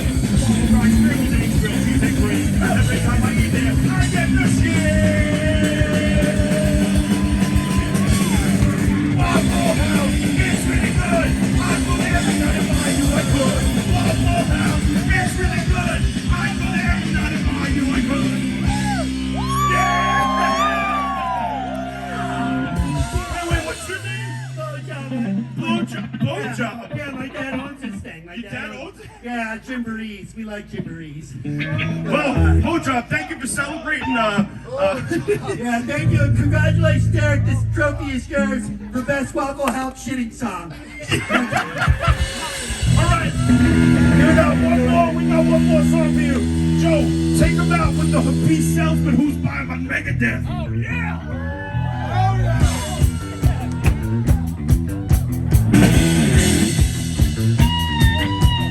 Six on the beaches. Fuck the rain away. Fuck the rain away. Fuck the rain away. Fuck the rain away. Love the rain away. Love the rain away. Love the rain away. Love the rain away. It's all about love tonight. We love you. Love each other. Love Joe Bob. Love Darcy. Love Roger. Love Julie Bob. We love spreading that love name.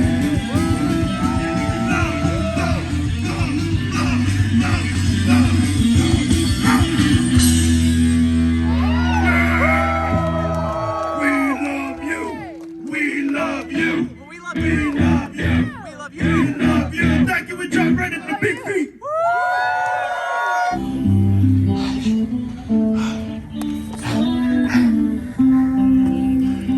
Ladies and gentlemen, welcome to Las Vegas, Nevada, at the West Wind Drive-In. Yeah, it's gonna be a beautiful night. It's gonna be all about love. Yeah. Jimmy, give me a beat. Oh yeah, that's some sleazy lounge. I like that. Joe, take the bass for a walk. Yeah. It's a good walk. Levi, finger some chords for me. Oh, yeah, he's finger blasting. Yuki, tap on that colander with that stick. Woo, Yuki! He's got a colander with a stick. Hey, everybody, have you heard the news? Yeah, Joe Bob is back in town. Thank you so much. He's over in Las Vegas, hanging around, watching creepy movies. So come on down to Joe Bob's Last Drive-In show. Thank you so much. Woo! Blood, beasties, boobies, and more. Yeah. Joe Bob's Last Drive-In show. It's a spooky good time with monsters and ghosts. Crazy, kooky fun with the world's greatest host. Yeah. Joe Bob's Last Drive-In show. Scary. Joe Bob's Last Drive-In show. It's gonna be legendary. Joe Bob's Last Drive-In show. Yeah. Let's go, ladies and gentlemen. Please welcome Darcy the Mail Girl and Joe Bob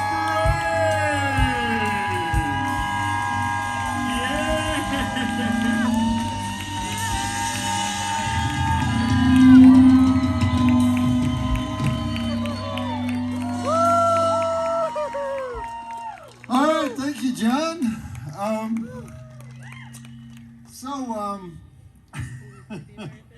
That was an interesting version of the theme song. So, welcome to the 2023 World Drive-In Movie Festival and Jamboree. I wanted to do something. I was going to do a song. Is that okay? Oh, yeah! Can you put the song up? Woo! Waffle House! That was nice, but that was nice, John. Jimmy, do me a favor. Give me that same beat. I want to try this. This is something we used to do in Atlanta. Woo! Yeah, down in Atlanta. Give me the same beat. You don't need no special glasses or an insect's head. Just a healthy love for slime and disrespect for the dead. They talk about some movies by the old double wide, where you get that creepy feeling creeping up inside you. Let's do that one more time, okay? Stop eating popcorn, Cody. Just don't get it anymore. Just eat it. Eat the popcorn. Look at the movie. Action, Blade. Blade, action.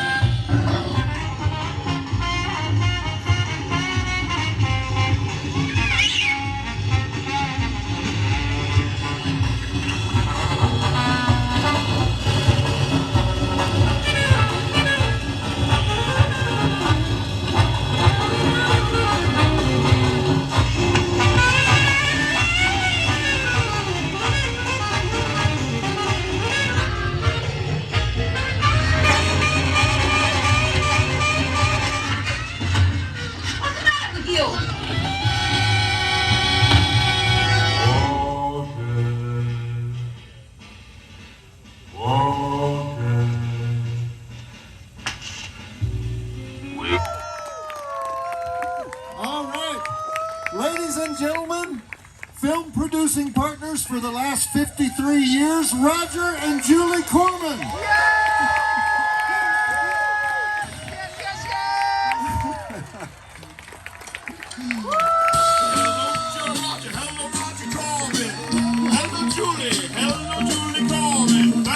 Coming on the Last Drive-In show. Your movies are the best, and everybody knows. We love you. We love you. Come on, we love you.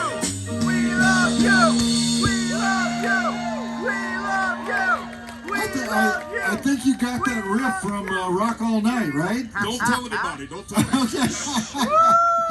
All right, Roger, I'm going to assume that in the final shot of Bucket of Blood, Walter Paisley was just too inept to completely cover himself with sculptor's clay, and so the final shot was not the result of having too little sculptor's clay or too little time. Right.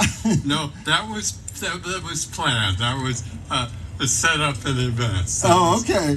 Well, welcome to the only film festival that celebrates the drive-in movie and the drive-in moviegoers of America and the world. And you may remember this, but 40 years ago at the Gemini Drive-In in Dallas, we stood together on the roof of the concession stand and I gave you a Lifetime Achievement Award engraved on a Chevy hubcap. Do you remember that? I remember it. I still have the hubcap.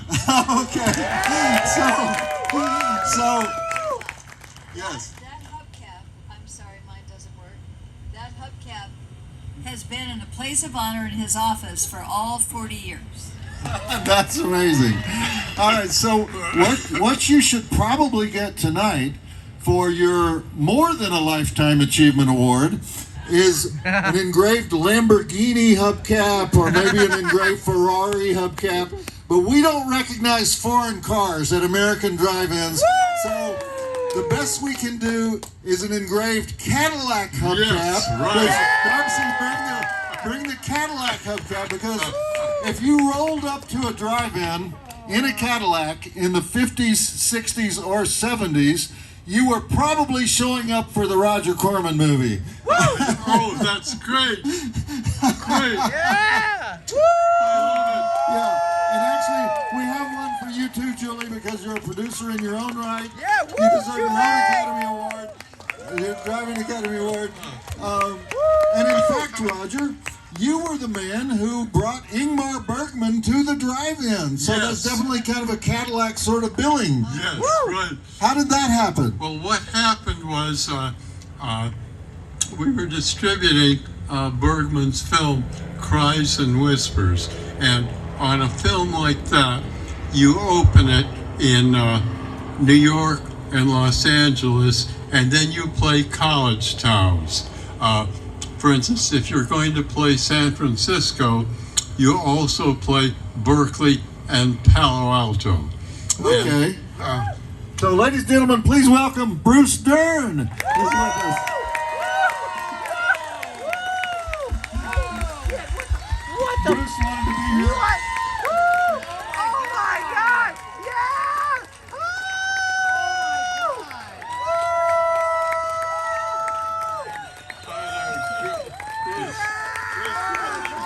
Bruce Dern, Bruce Dern, Bruce Dern, Bruce Dern, Bruce Dern, Bruce Dern, Bruce Dern, Bruce Dern, Bruce Dern, Bruce Dern, Bruce. Woo! Thank you, Bruce. Yeah! Hold on, there's a button. All right. Woo! That's all right. We got it. 40 minutes. Oh wow! Wow! Thank you. Well, Bruce, here you are with your cane. I have the same arrangement. Oh my God! This, wow!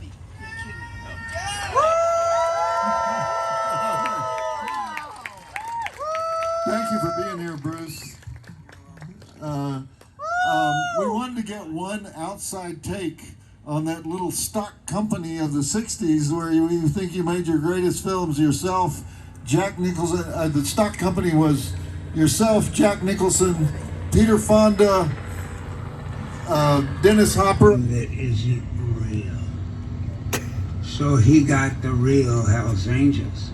He got everybody was real. I even got beat up one night when I was going back to my dressing room because I had non-Hells Angel colors on. And they grabbed me and beat me up, and the next day police came to the set. Are you okay, man? Over the years, was here at the drive-in.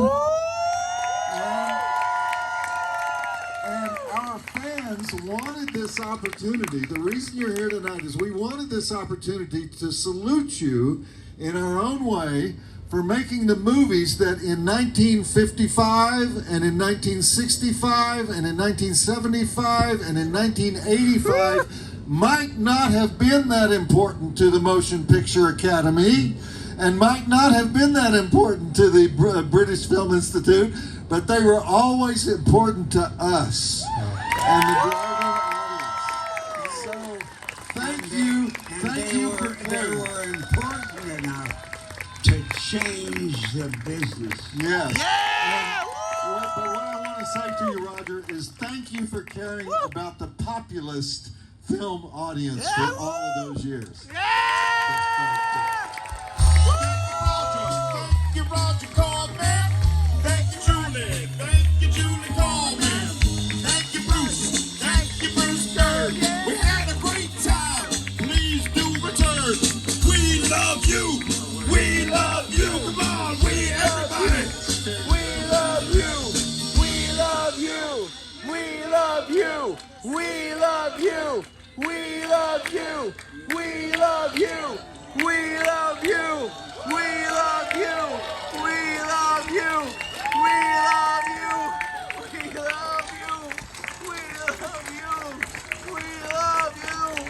We love you. We love you.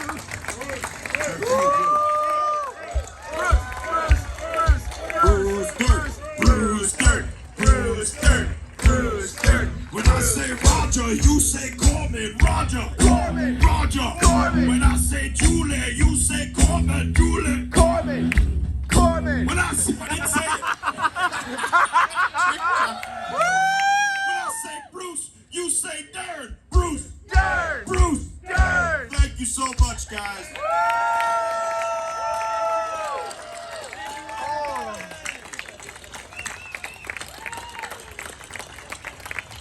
Fans make this business.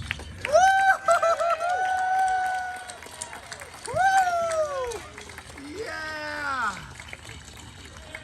Thank you! Thank you! Thank you! Something to say. Roger?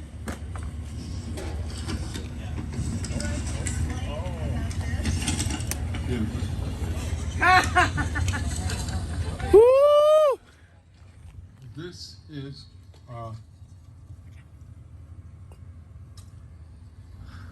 This is something that Joe Bob gave me 40 years ago. Oh, what? Achievement Award.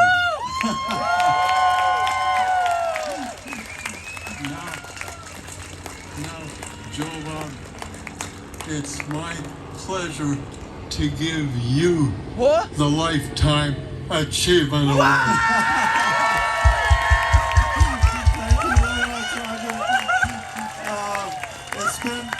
It was an amazing first 30 years, and it's been an amazing second 40 years, and so now you have a suitable replacement for this one. Yes.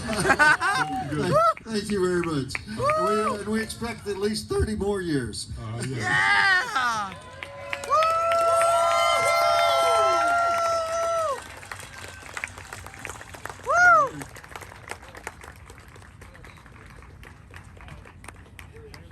Pretty accurate.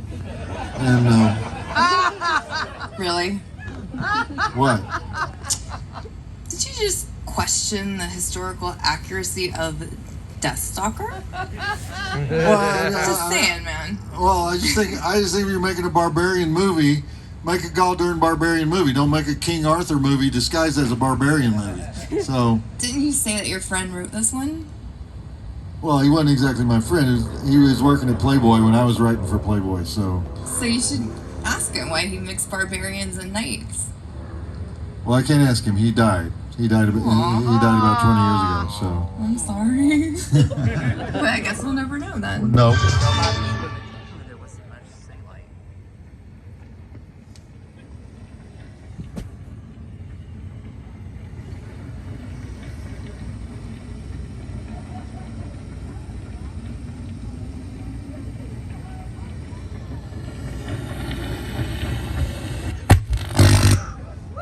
All right, and yet another head rolls. I mean, we are going to paint Argentina red here in the last few minutes of Deathstalker. And by the way, if you have a letter for the mailbag, write it out on a box of Milk Duds or whatever you have, and dump it into the mailbag. Last chance here at the front of the stage. But I ask you, has there ever been an armed battle that could compare to Deathstalker versus Pigface in the arena? Was that great? Or what? That was some major stunts. What does Rick Hill put that on his resume? He does not. You know, he's not proud of that. How can you do that fight and not be the most famous stuntman in the world? I agree. It's amazing. I want to give credit where credit is due, though. Jose Luis Arevalo plays Pigface. And he did all those athletic moves while he was wearing the Pigface makeup and the appliances and everything. It will probably surprise no one to know that he was a professional wrestler. Woo! So great work, Jose. I think this is the first time any critic has called out Jose by name. But the Pigface fight is one of the most memorable moments in sword and sorcery history, in my opinion. Jose Luis, a greater ending than that. I mean, Munkar gets ripped apart by horses in the town square, and the villagers are triumphant over the evil sorcerer. But best of all, Deathstalker turns out to be a Buddhist. You know, violence is not the way. These powers must not be used ever again. I want to destroy Munkar, but I refuse to accept the powers. Deathstalker is basically the Jimmy Carter of barbarians, you know? So I love that ending. So what did you think, Darcy? I'm not super sure about the ending, but I love the movie as a whole. Okay. Well, there were 3 sequels. I don't think any of them were as good as the first one. Oh. Camp Deathstalker 2 rules, man. Really? Yeah. All right. Other people too. All right. Anyway, it was great watching it under the stars out here like God intended. Woo! With all the drive-in faithful. All right. Did we get some mailbag from the crowd? We did, and thank you guys so much for that. Hold on. Wait. Why? Okay. Why'd you give me so much mail? Because there were so many good ones, and you guys said I could only get 4, so you get 4. Really? We're doing 4? All right. All right. Well, let's go. There we go. Joe Bob. Deathstalker is amazing. Great choice. Everyone should watch Deathstalker 2, the superior flick. Thank you. Of course you would choose that one. It was an important one. Question, what underappreciated Roger Corman movie needs for the Last Drive-In treatment? Cameron Lucy from North Carolina. Cameron! Yeah, Cameron! Nashville Girl North is Carolina. the one. Nashville Girl is the one. Yeah, Nashville Girl. I don't think it's ever been on TV. Oh my God, can we really show Nashville Girl? Probably not. I mean, it's so politically incorrect. I don't Y'all think write in the shutter and say you really want to see Nashville Girl. That's what I would do. Very underappreciated. All right. Do you have one? It is. You can't beat Nashville Girl. Okay. All right. From Christy and Steven from Cleveland, Ohio. Joe, Bob, and Darcy, if you could have a clay-covered corpse of anybody, who would it be and why? We love you, Joe and Darcy, and the drive-in will never die. A clay-covered... Now, does that mean somebody you admire or somebody you hate? Or somebody you want to kill? Clay-covered corpse, because it's a reference to Bucket of Blood. Right. I don't know. If you love him, it's Yuki. Who would you want in your living room as a statue? Yuki! Yuki, that seems Yuki? mean. No, I don't want a statue of Yuki. Yuki. Pigface? Pigface? The first thing that popped in my head was Bela Lugosi. I don't know. Bela Lugosi, but you like Bela Lugosi, so Yeah, you don't want to kill him and turn him into a Or statue. being mean, you're like really blowing my mind with that. Like I thought they meant like a statue, but then. What? But then he would be dead, man. I don't want that. Billy Gunn! Billy goddamn Gunn! Billy Gunn. Daddy, Billy Gunn! That's a reference to the night that Darcy went viral on the AEW wrestling broadcast because Billy Gunn I'm just kidding, I love challenged Billy Gunn. her from the ring. Time ban! Here's one from Victoria in Blacksburg, Virginia. Joe Bob, I have another joke for you. Sorry, Darcy. Oh, yeah. It must be a Oh, blind no. joke. Starting out. Oh, no! Why did the 2 blondes freeze to death at the drive-in? They went to see Closed for the Winter. Okay, I picked that because it took me a second. I was trying to remember what Clothes from the Winter was, and I was like, oh. Okay, So I so figured it's it was highly good. appropriate blonde joke. All right. Shut up, man. That's a weed joke. All right, this is from Grace and Nick of Boise, Idaho. 1 year ago tomorrow, we got married. We celebrated by watching Sleepaway Camp 2 with our family, friends, and wedding party. Today we celebrate one wonderful year of love and marriage with 1 million mutants at the drive-in the way God intended. 1 million? There's a... Oh yeah, that's how many we have tonight. 1 million. Right, yes. We just want to thank you, Joe, Bob, and Darcy, for everything you do. Thanks for bringing all these sick people together. And thank you for the Last Drive-In. Our love of these movies turned into finding our true love. Just wanted you to know that you played a part in that. Grace and Nick, boys. Well, I thought my wife was having an affair, so I got home early to surprise her. And I found her in the bathroom with a towel around her, so I knew she wasn't having a shower. And I searched the apartment, and I found 10 fingers hanging from the windowsill. So I started bashing away at those fingers, and I finally got the guy. And he started falling several stories to the ground. But God must have loved this guy because he was still alive when he hit the ground. And I was so mad that I threw the refrigerator at him, but after all the excitement, I died of a heart attack. St. Peter says, that's horrific. And he asks the second man, how did you die? And he says, well, imagine this. I was riding one of those stationary bikes on the top of an apartment building. It's shorter. On the top of an apartment building, but it malfunctioned, and I fell off, and I grabbed somebody's windowsill. And then some idiot started bashing my fingers, and so I fell to the ground, but God must have loved me because I survived. But then a refrigerator plunged down and killed me. And St. Peter says, that is just too horrific. And he asks the third man, how did you die? And the third man says, well, I was naked in a refrigerator.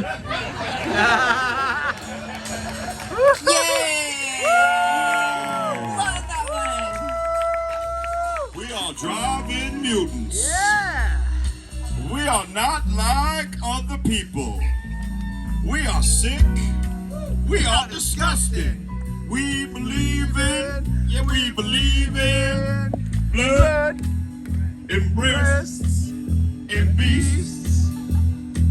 Yeah, we believe in blood, in breasts, in beasts. Come on, let's do it the fast way. Let's do it the fast way. Yeah! Hit us, Jimmy. Let's go. Jimmy! We are driving mutants. We are not like other people. We are sick. We are disgusting. We are believing. Yeah, we believe in blood and breath and beasts. We believe in blood and breath and beasts. It's not kind of really off the scale. As when this one time it remains on the planet Earth, we were walking like Dumbo animals. Jimmy! The driving will never die. We will put it to your proof. The driving will never die. We believe in blood, in breath, in beasts. We believe in blood, in breath, in beasts. Woo! Blood, in breath, in beasts. We believe in blood, in breath, in beasts.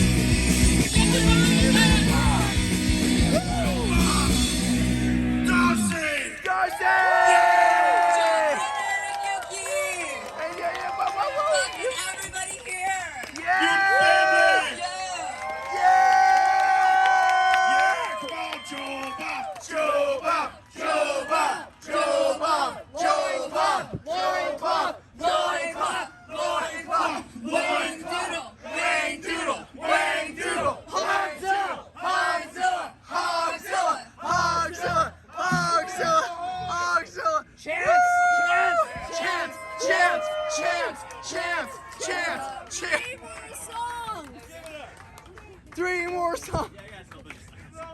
Austin!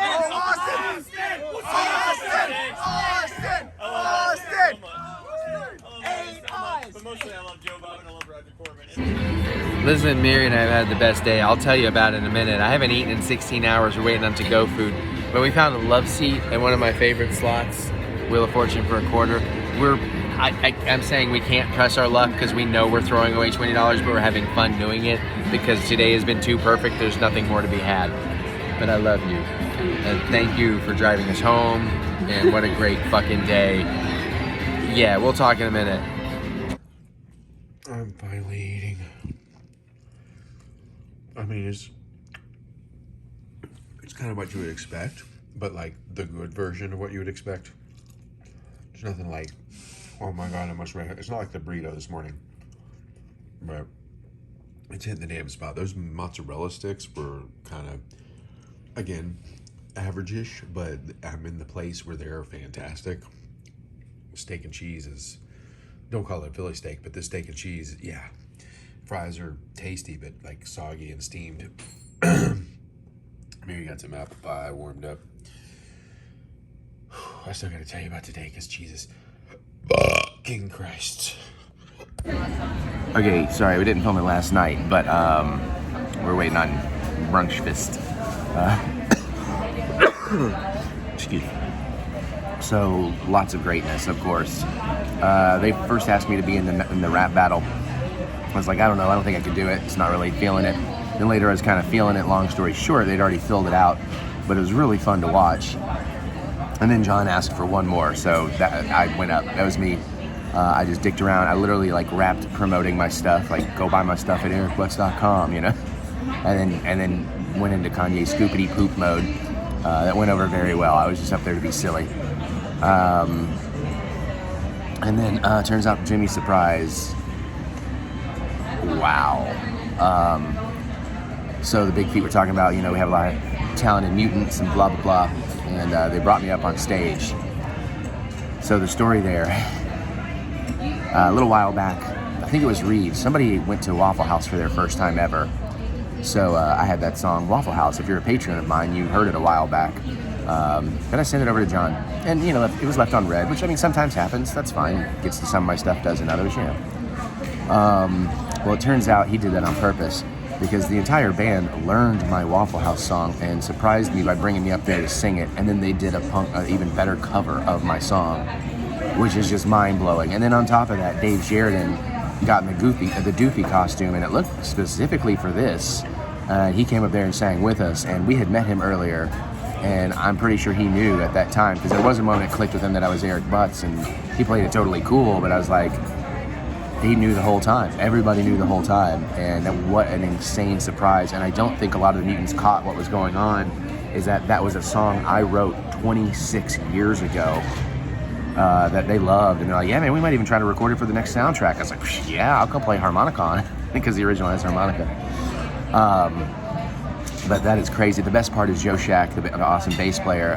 He's like, he wasn't born. He was born in 97.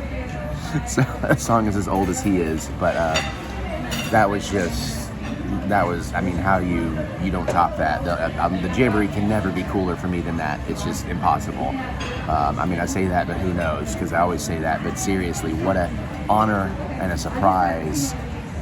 And I was just in heaven and mind blown. And luckily we got some of it filmed, obviously, for the vlog. But I know other people got more angles and more stuff. So hopefully I'll get more footage of it over time. But I know some other things happened. Oh yeah, I drank like 10 beers and a bottle of red wine. I never ate until we got back to the hotel room. But I was good. I was fine. Lots of dancing. We had the circle pit stuff was fun. The slowest circle pit ever was funny as hell. I helped with the live show. And Austin ended up coming over and telling me I saved his ass because they didn't have a mailbag. And like right when they were starting to tape, they were like, we don't have a mailbag. We don't have a blah, blah, blah. So I was like, I got it. I'm on it. They never have a mailbag. But no, they have like, yeah, they do. They have in the past. And they usually forget the Jamboree. Well, yeah, they usually forget and make one. But anyways, no, you're fine. You're fine. I'm just trying to keep this brief and I'm already running low. No, you're fine. So I ran over to the Ship to Shore booth and we got a box. And then a guy named Will back there had a marker. So he wrote mail real big on it and colored it in. And then I felt really proud of my production skills because I knew not to just run it up to them in the middle of Joe Bob's, rant or rave or whatever. But I could also see the teleprompter. So I was like, okay, I know the show well enough that once he says, Joe Bob says, check it out, there'll be a brief, like a beat of a pause, and then he'll go on to something. So I was watching the teleprompter and I was waiting, and I just hit the timing perfect. So like I was standing like I was hunched down on the sidelines with the box ready to go. And as soon as he hit, check it out, it popped over. It's like, and it's like, oh, is that the mail? Oh, this is so great. And Darcy's like, you made this is amazing. So that's really, really fun. And I ended up getting to talk to Darcy a little bit here and there, a little bit more too. And she had a blast, and it's wonderful. Actually, I kind of helped her help get JB away from a talking situation so they could go home, because, you know, he wanted to be nice. So I kind of took point on the person talking and kind of intruded the conversation to stop it and distract so they could leave. You know, all pleasantly done, but it was a great night. It was a great night at Jamboree, and I'll never forget it. And honestly, I would be really sad today that it's the last day, except tomorrow we'll be in the happiest place on earth, so I can't get that sad. But yeah, we got the Sleepaway Camp stuff tonight. We're gonna see Fozzy, Jericho. I don't know if Big Feet are playing again. They might do something with Fozzy. I don't know. I was pretty sure they were done, but we got a bunch of beer still to get rid of. We don't need to restock today. And you know, I got plenty of clothes and purchases to go ship, so we got to hit a UPS store after we eat. I got to clean up a little bit more, and we'll get to it. And it should be a great time. I'm just gonna miss my friends after this, but other than that, all right, I'm gonna do some more social media posting. You guys know Liz? Do you not know Liz? Liz, you know Liz. Here's you. Hello, future Liz. I'm Liz, and you are currently on your favorite blog, The Butts Family. Ooh. And I am so honored. That's it. I'm just honored to be your friend. Thank you, Liz. These are some of my favorite people in the world. And my favoriteest person in the world. Me. Oh. Plus I'm fucking shameless. Let's start so. recording. Okay. All right. Face the crowd. Make a scene. Face the crowd. Make a scene. Make a scene. Make a scene. All right. Let me know when you're rolling, so I'll get it going. Actually, it's loud as fuck right here. Okay, that's what I thought. Okay, make a scene. Make a scene. Face the crowd. All right. Woo! Joe Bob 316. Yeah! Woo! That's right, over at Ship to Shore, we are settling this once and for all. The Mangled Dick Dog, the Hogzilla, ketchup versus mustard, $5, dog and a drink. Vote with your dollar. It's America. These steamy weenies, don't let my babies die for nothing. Let's settle this forever so we can all shut up about it, because you know we never will. Joe Bob, dogs, do it!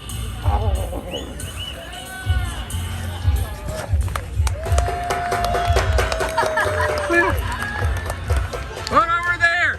Vote with your dollar. One dog equals one vote. $5. Hot dogs and a drink. The Mangled Dick Dog versus the Hogzilla. Ketchup versus mustard. Right over there. Your vote counts. Woo! I think it was a trailer and I missed it. Nope.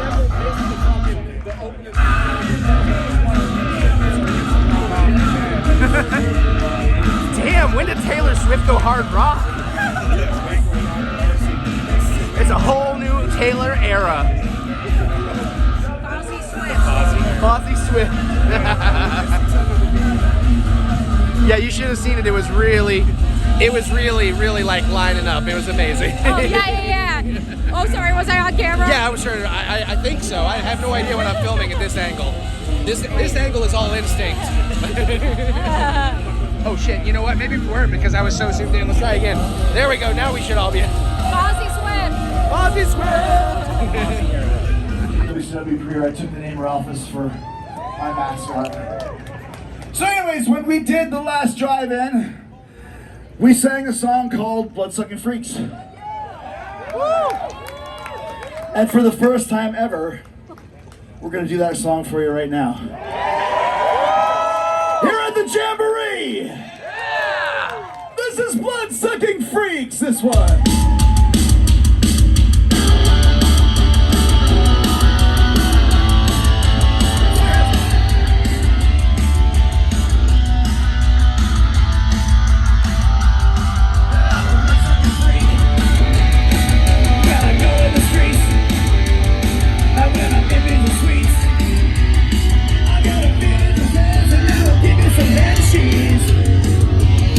I'm gonna come in.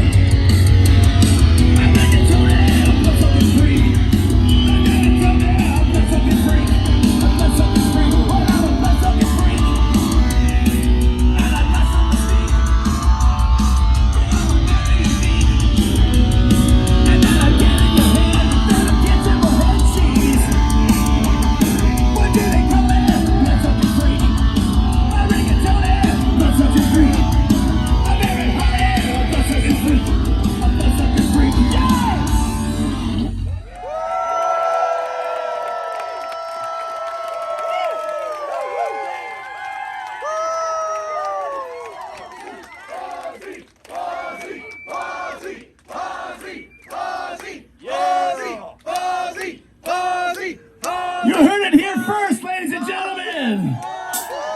Let's keep it going.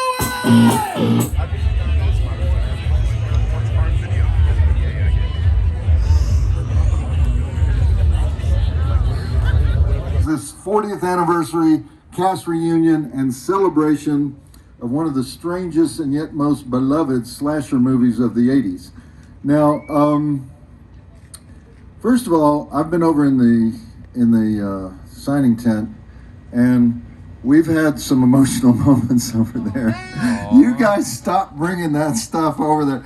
Stop bringing stuff over there that's going to make me cry, or I'm going to have to kill some of you. We're going to weed you out of the mutant family because, what? Your feet, the mic. I don't know. Darcy's mic doesn't work. Can somebody make it work? Well, I think it's turned on. Try it. It's turned on, but it doesn't work. Take this other mic that he just gave you. What's up, y'all? Yeah. Okay. All right. Thank you. I don't want any more emotional moments in the signing tent.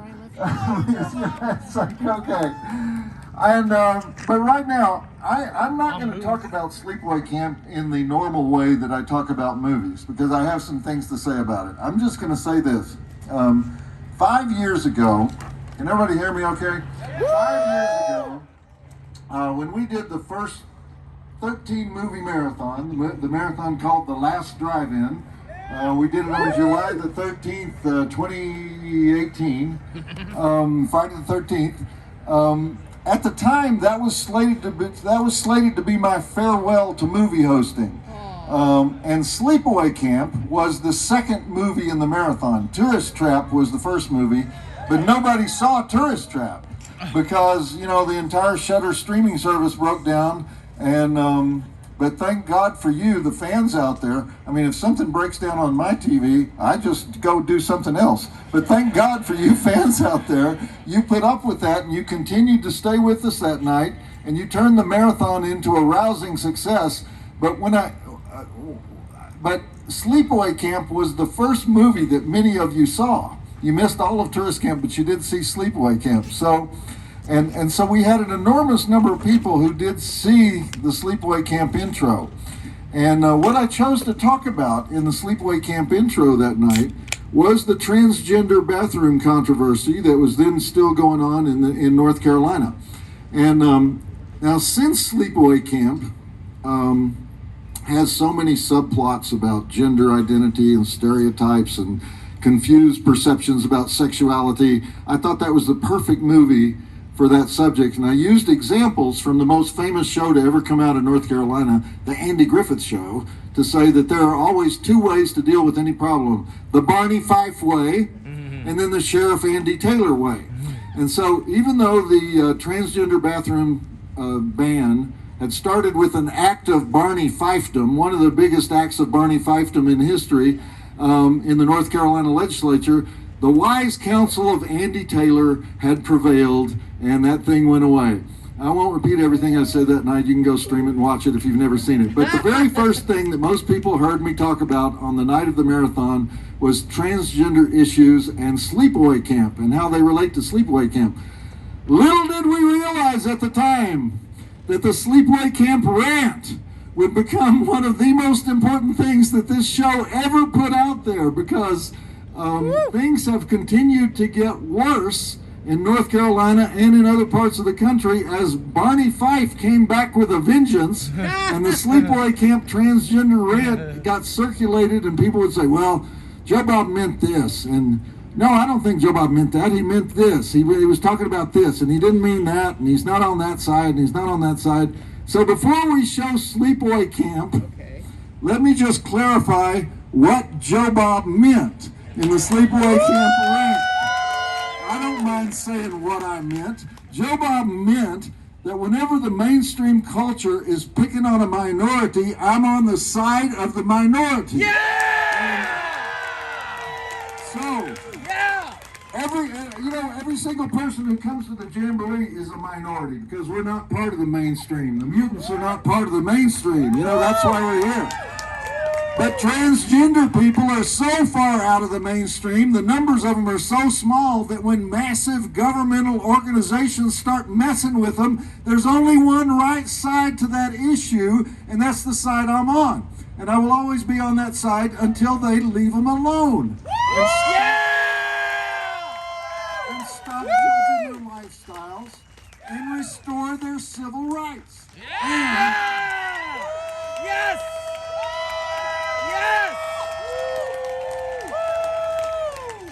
And Joe Bob! Joe Bob! Joe Bob! Joe Bob! Joe Bob! Joe Bob! Joe Bob!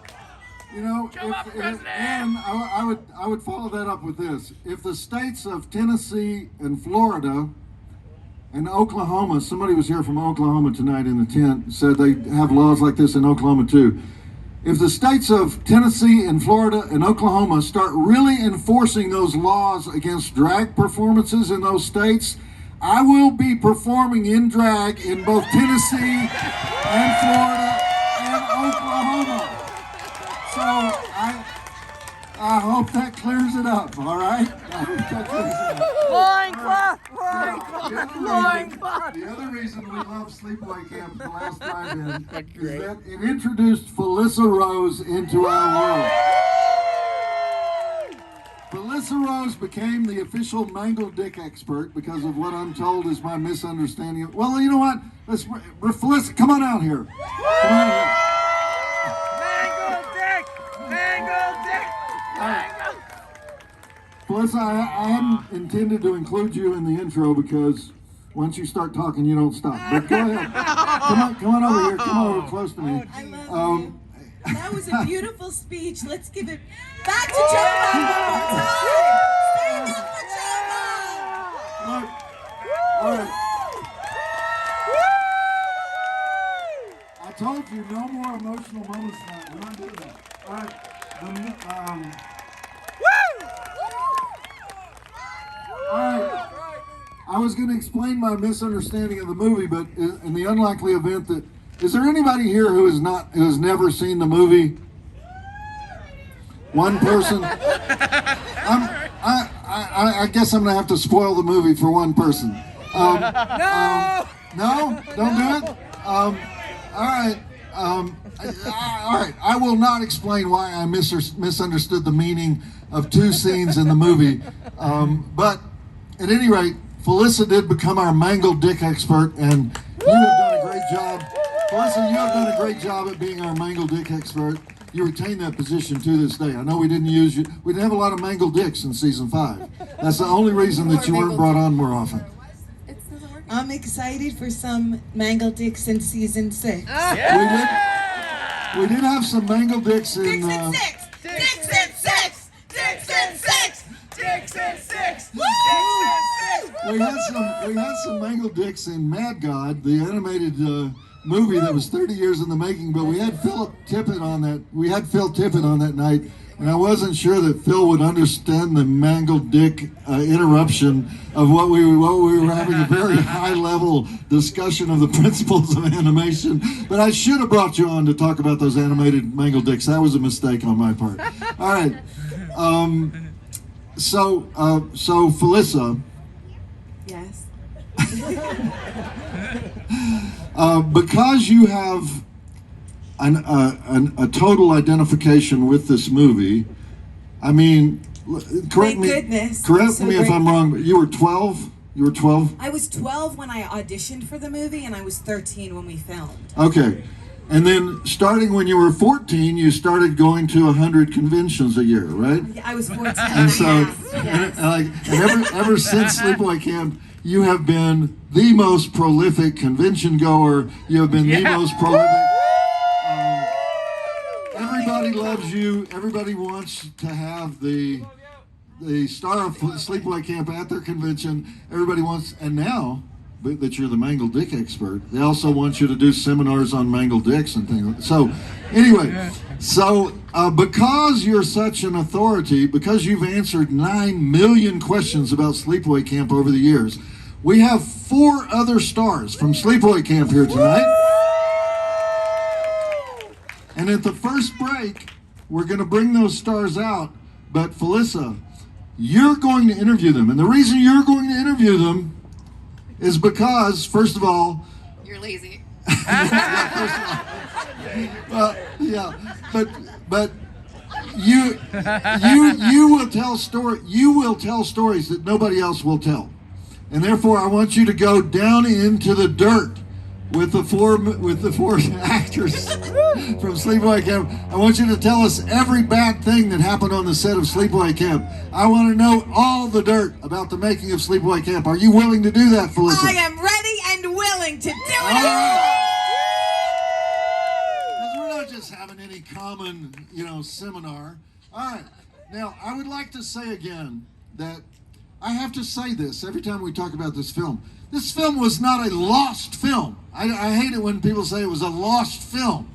You will read on the internet that this film was, quote, lost and then rediscovered at a horror con in the year. What horror con are they talking about? What horror con rediscovered Sleepaway Camp? We all went to the Fangoria Weekend of Horrors in, I think, 2000 or 2001. And that's when people started to really talk about it. And there were websites dedicated to it. Really? I hosted this movie. I championed this movie on the movie channel. I talked about it on TNT. I hosted it at least twice in the years 1987 and 1988. It was not even the scariest movie we showed, because one time it was on a double feature with A Night in Heaven, that flick with Christopher Atkins as a male stripper. That movie was much scarier than Sleepaway Camp. But anyway, speaking of massive gender confusion, Christopher Atkins as a male stripper. Anyway, that was a period when Showtime networks averaged about $50 in terms of what they would spend on licensing rights for a movie. But we bought Sleepaway Camp and we showed it, repeatedly. It was not a lost movie. Okay, so even back then, we were trying to figure out the ultimate meaning of Sleepaway Camp. And now, 40 years later, people are still trying to figure out the meaning of Sleepaway Camp, but now it's a cult classic. So if you haven't ever seen it before, in the 8th row, who hasn't seen it before, and I'm going to give you the same warning that I gave 30 years ago, Felissa, when it was not a lost movie, okay? And that warning is, be sure that you watch the first scene of the movie very closely, because that's where I screwed up. Watch the first scene of the movie very closely. Watch the heads that come above the water in that movie. And be sure you watch the last scene of the movie very closely. Because if you don't watch it closely, they didn't freeze frame long enough, Felissa. They didn't stop long enough when they did that last scene. If you don't watch the last scene very closely, you're going to be in a world of confusion. So, as I was at one time. So yeah, this is one of those movies. This is one of those movies where there's a serial killer in the summer camp, and the serial killer is a point of view camera. It's just, you never see the serial killer. All you see is a point of view camera. Because it's a mystery. Such mystery, yes. And apparently none of the teenagers in the camp know that cameras can kill, because the camera keeps showing up in the cafeteria and in the dorm, hiding behind tree branches. And so they just everyone just goes about their business, dum-da-dum-da-dum-da-dum. Oh, point of view camera over there. I wonder what that point of view camera's doing, looking through the branches. Until suddenly somebody goes, oh my God, it's you! No, not you! And you got another dead teenager. That's basically how the movie progresses, right? And it's not till the end of the movie that you know who you is. Mystery! Yeah, so big mystery for the person in row 8. All right. Let's check those drive-in totals. I'm going to do the drive-in totals. And then Felissa, we're going to come back out. And once again, I'm going to explain why I think you're wrong. But you're going to handle the explanation. You're going to handle the explanations at the end, okay? All right.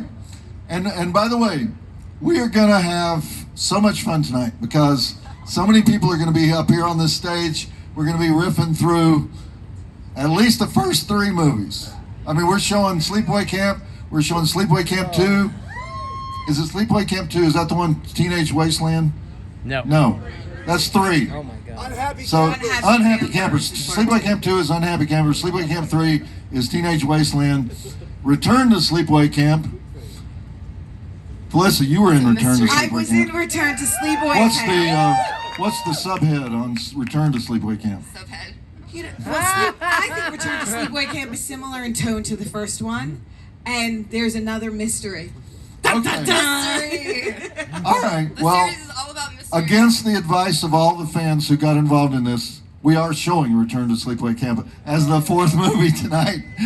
All right. But here's the drive-in total, and many of the people who you're going to be interviewing were in both movies, right? They were in Sleepaway Camp and Return to Sleepaway Camp. Yes, and Tom Vandell is here. He was in the first one, and he's the producer on Return to Sleepaway Camp. Who is? Tom Vandell. Tom Vandell. And you know, he's Tom Vandell was he was Mike in Sleepaway Camp, right? Yes. Tom Vandell is not only Mike in Sleepaway Camp, he was one of the most influential record producers in the world. He's back there trying to get the Fozzy contract right now. He's like sold more records around the world than any record executive in history. Anyway,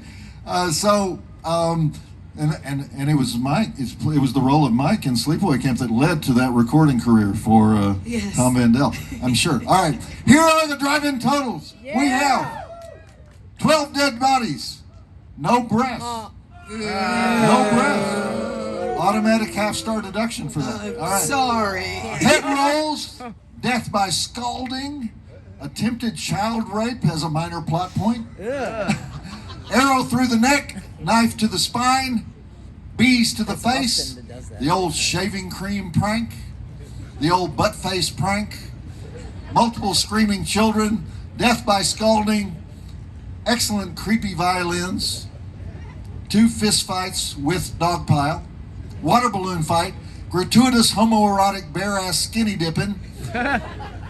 And by the way, Darcy, before I finish the drive-in totals, Yes. you cannot say there's not male flesh in this movie. I would say there's more male booty in this movie than female booty. Would you agree with that, Felissa? 100%. It's all male There's ass male booty. in this film. There's naked males all over this movie. Male ass. Male ass. There's male asses in this movie. So people that say, oh, all those movies in the 80s, all they did is exploit women. No, they exploited men too. So, all right, so speedboat foo, cooking pot foo, the rare curling iron foo, canoe foo. Oh, curling iron foo, got a big. And she brought her curling iron. She brought the curling iron? Okay, so I'll stay away from her. All right. Canoe foo, water snake foo, and male camp counselors wearing gym shorts so tight they look like saran wrap on a hot dog. Foo! All right. Drive-In Academy Award nominations for Desiree Gould as Weird Aunt Martha. She passed away. She can't be with us tonight. All right. Chris Collet as Paul, the doomed love interest. Karen Fields as Judy for saying she's a real carpenter's dream, flat as a board and needs a screw. Mike Kellen as the cigar chomping camp owner who says, no need to upset the campers, right? Owen Hughes as the pedophile cook who says, look at all that young fresh chicken getting off the bus. Yeah. And of course, Felissa Rose, tonight's honored guest, as the catatonic girl with a secret. We love you. I love you so much. But it's only 3.5 stars. 3.5 stars, Felissa, because, no breasts. You know the director. Why didn't he put any breasts in the movie? He put every other 80s thing in the movie. Why didn't he put any breasts in the movie? I guess it was all about the men. It was all about those male butox. Okay. It was a very... Okay. 3.5 stars. Joe Bob says, check it out. And Darcy, I love this outfit, but are you a counselor or are you a camper? I mean, I'm whatever. I feel like I'm just loosely affiliated with Camp Arawak in some way. Loosely affiliated. All right. Who wears knee socks at Camp Arawak? Campers or counselors? I don't think anybody really does. I just like knee socks. It's not really cosplay. It's more like an interpretation of what. An interpretation? Of what I would So you're being a Camp Arawak interpretive performance artist? Is that what you're saying? Yes. Exactly. You look hot. Let's give it up for Darcy. All right. So Darcy will be doing her interpretive cosplay, and you're doing a very good job of it so far. Thank you. Let's roll the movie!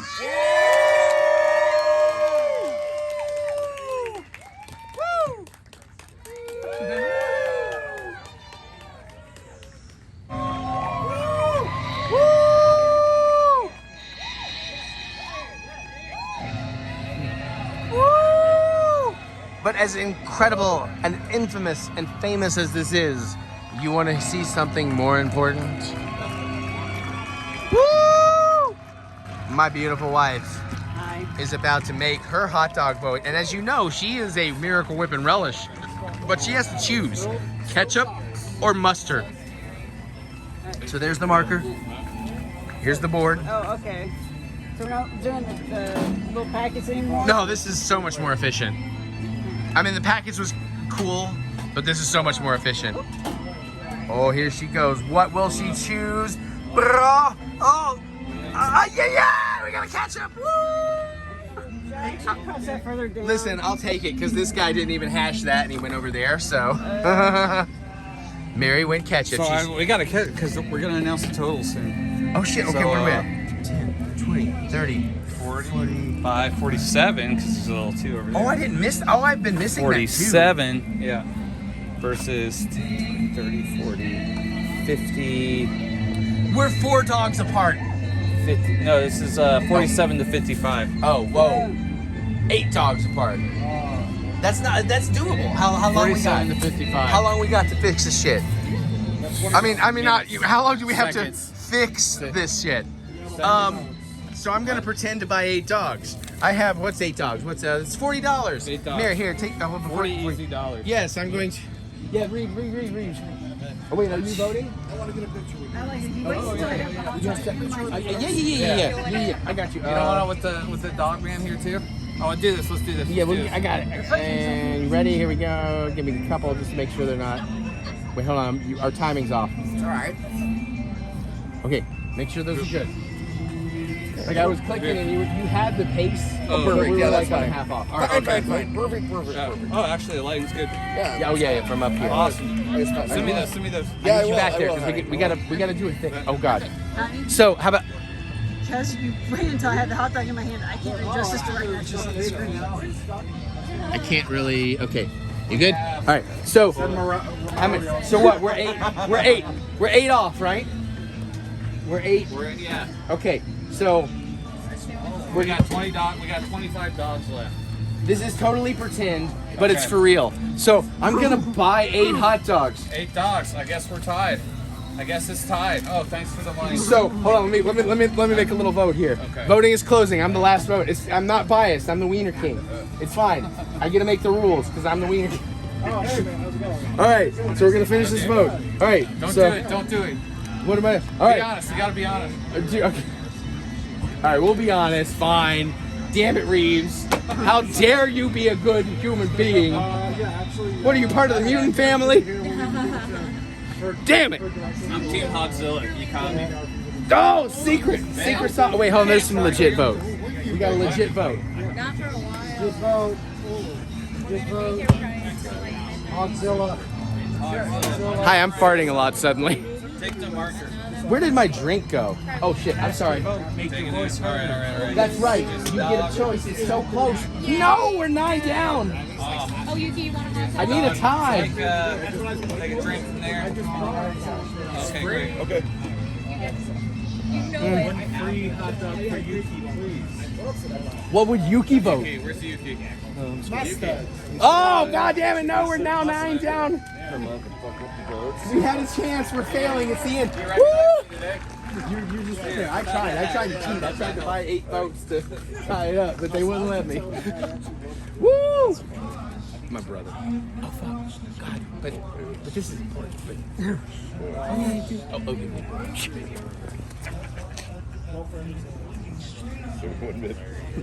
I understand. Hold on, you gotta get me in there. Woo! Okay, hold on. Let me do it. Look, shit, fucking glasses. Hey, cut this out, Eric. He won't. Future Eric was the dick. He will not cut this out. Oh my God, I just farted really hard. Let me get that behind you. Oh my God, there's like 5 farts. I gotta check my undies. All right. You know we're still rolling, right? Shit. All right. Okay. We're a new tag team. We're the Lucha Wieners. Lucha Wiener. Lucha Wieners, brother. Yeah, brother. Come on, brother. Snap into a fucking wrestling ring. Woo. Dude, My bro. Luchas love wieners. Some do. I mean, sure, and to each their own. Yeah, some do, and that's okay. Gringo, fantastico, and the Wiener King coming right for you, brother. I'm farting a lot. Okay, obviously, y'all know I fucking love this woman, but I love these motherfuckers, and they love us and love this woman too. And And we love this vlog. but yeah. I'm drunk. I'm good. It's all about me now. Fuck y'all. No. Oh, but I should give an update. Also, we're missing a tiny bit of Joe Bob, and I hate it, but it's fine. Oh, I got a picture. With him in the hot dog suit. I got to show you. Yeah. Okay. I don't know if this might be in the end for this one. So, Joe Max. I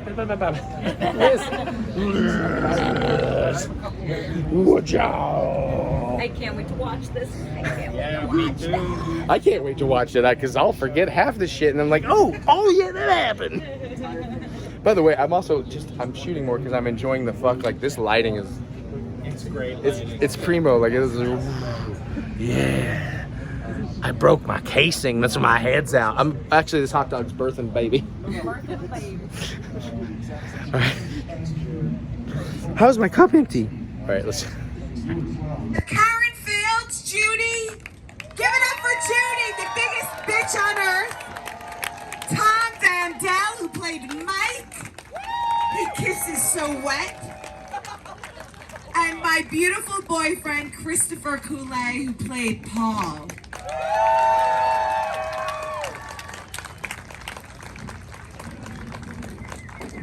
Thank you so much. I'm so thrilled to sit here after 40 years with the three of you. This has been an incredible experience, huh? Not bad, right? Give it up for Melissa for carrying the torch for that many years and still looking that gorgeous. That's pretty good, right? Hello. Okay. I want to know how it's affected all of you. Like, what would you like my mic? I have a really loud voice. Just have to get up close to it. Woo! Is that the greatest OG bitch you've ever seen in a slasher movie? Face, give us the face. That's the best bitch you've seen. So tell me how this movie has affected each of you through these 40 amazing years.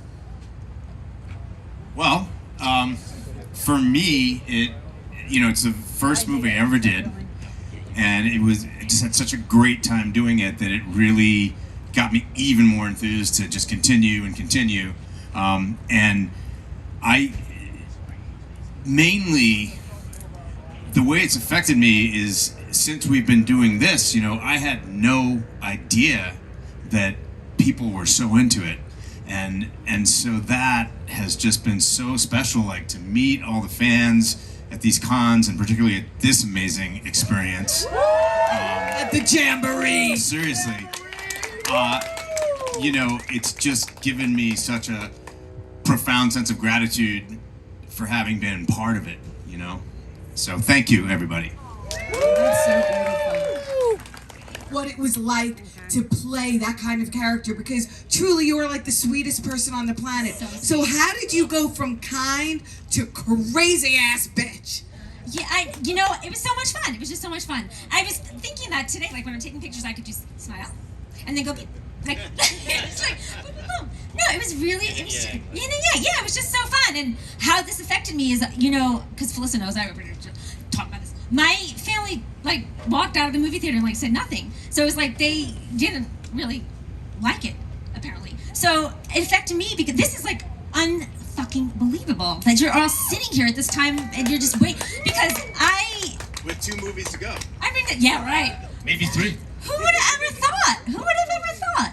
And in fact, I saw Felissa like randomly at a, now I'm screaming, sorry guys, the convention, like just was, I was looking at the makeup and whatever, and I was like, what the fuck are you doing? Signing on? I'm like, who cares about you? And she's like, no, really, they do. And it took me like a while for her to convince me to do this, and the 40th anniversary, this is amazing. I don't know what'll happen in the 41st year, maybe we'll just be, no one will care again. But this year has been amazing.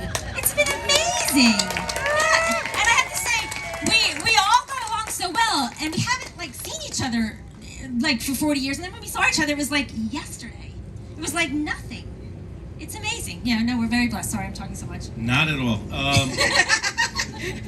think grateful. I mean, really, to look back on this and after 40 years and get to hang out with my friends and go travel the country and meet amazing fans that we have everywhere. It's special. So let's get to the really important questions. Who the fuck were you making out with? Who? Everybody in Sleepaway Camp had like a little fling and hooked up together. I think you were with Catherine Comm, you played MEG Meg, right? Yeah, after, but I think it was after. Because I kept thinking she liked Rick Edric. I like did, doing and I was therapy. like, I can't, she'd have to sort of explain it. I didn't find out until I think Cleveland, where she was like, yeah, I was dating Rick. I was like, what? Wait, at the same time you were dating her? She was like, no, before. I'm like, what? No, but it was after. I dated her after. There's always something new to learn. Every time we talk, we learn something new. Yeah. So you I learn think that. the first time I learned about the body biting shirt. Oh, so when Paul D'Angelo has his yellow t-shirt on, he made it himself, and it doesn't say bodybuilding, it says body biting. He left out the L. So next time you watch the film, you can see how Perfect for the film. how sad that was. But how about you? Were you dating anyone? I'm sorry, I'm so boring. I just kissed everybody on screen. I just tested them all out. But I was loyal. I had a boyfriend at the time. In fact, after when he saw the movie, he said something obnoxious, and that was it for him. Because I'm like, fuck you. He did not like the movie. And I remember exactly what he said, but I won't share it with you because it was so mean. Who wants to hear her share? it. Share. Share it. Share it. Share it. Share it. Go, baby, go. Really? Who's gonna remember? Who's gonna remember tomorrow? No, We won't tell him. yeah, we won't tell.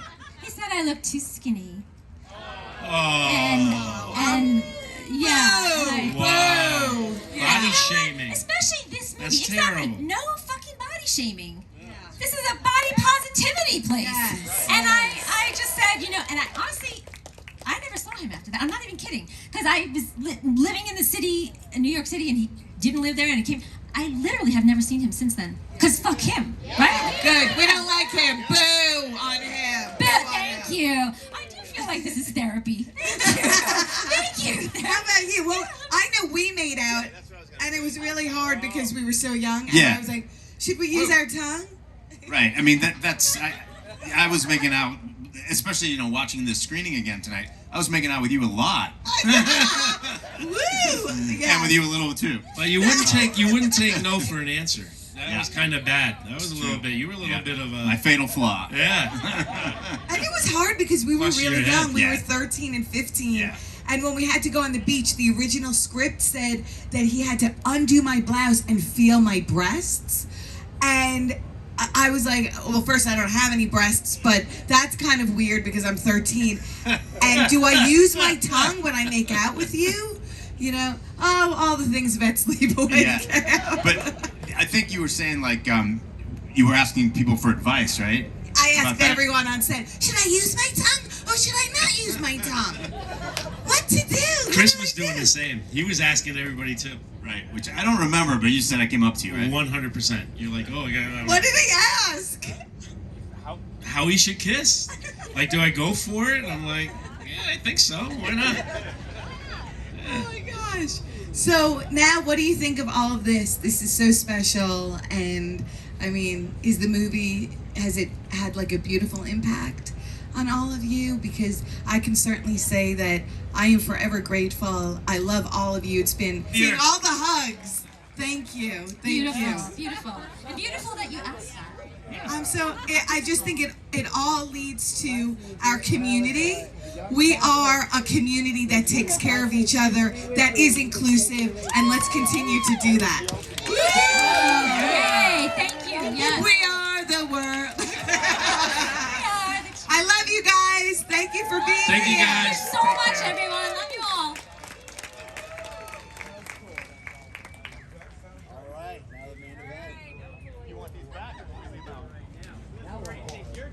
Melissa, sit your ass down. Sit it down.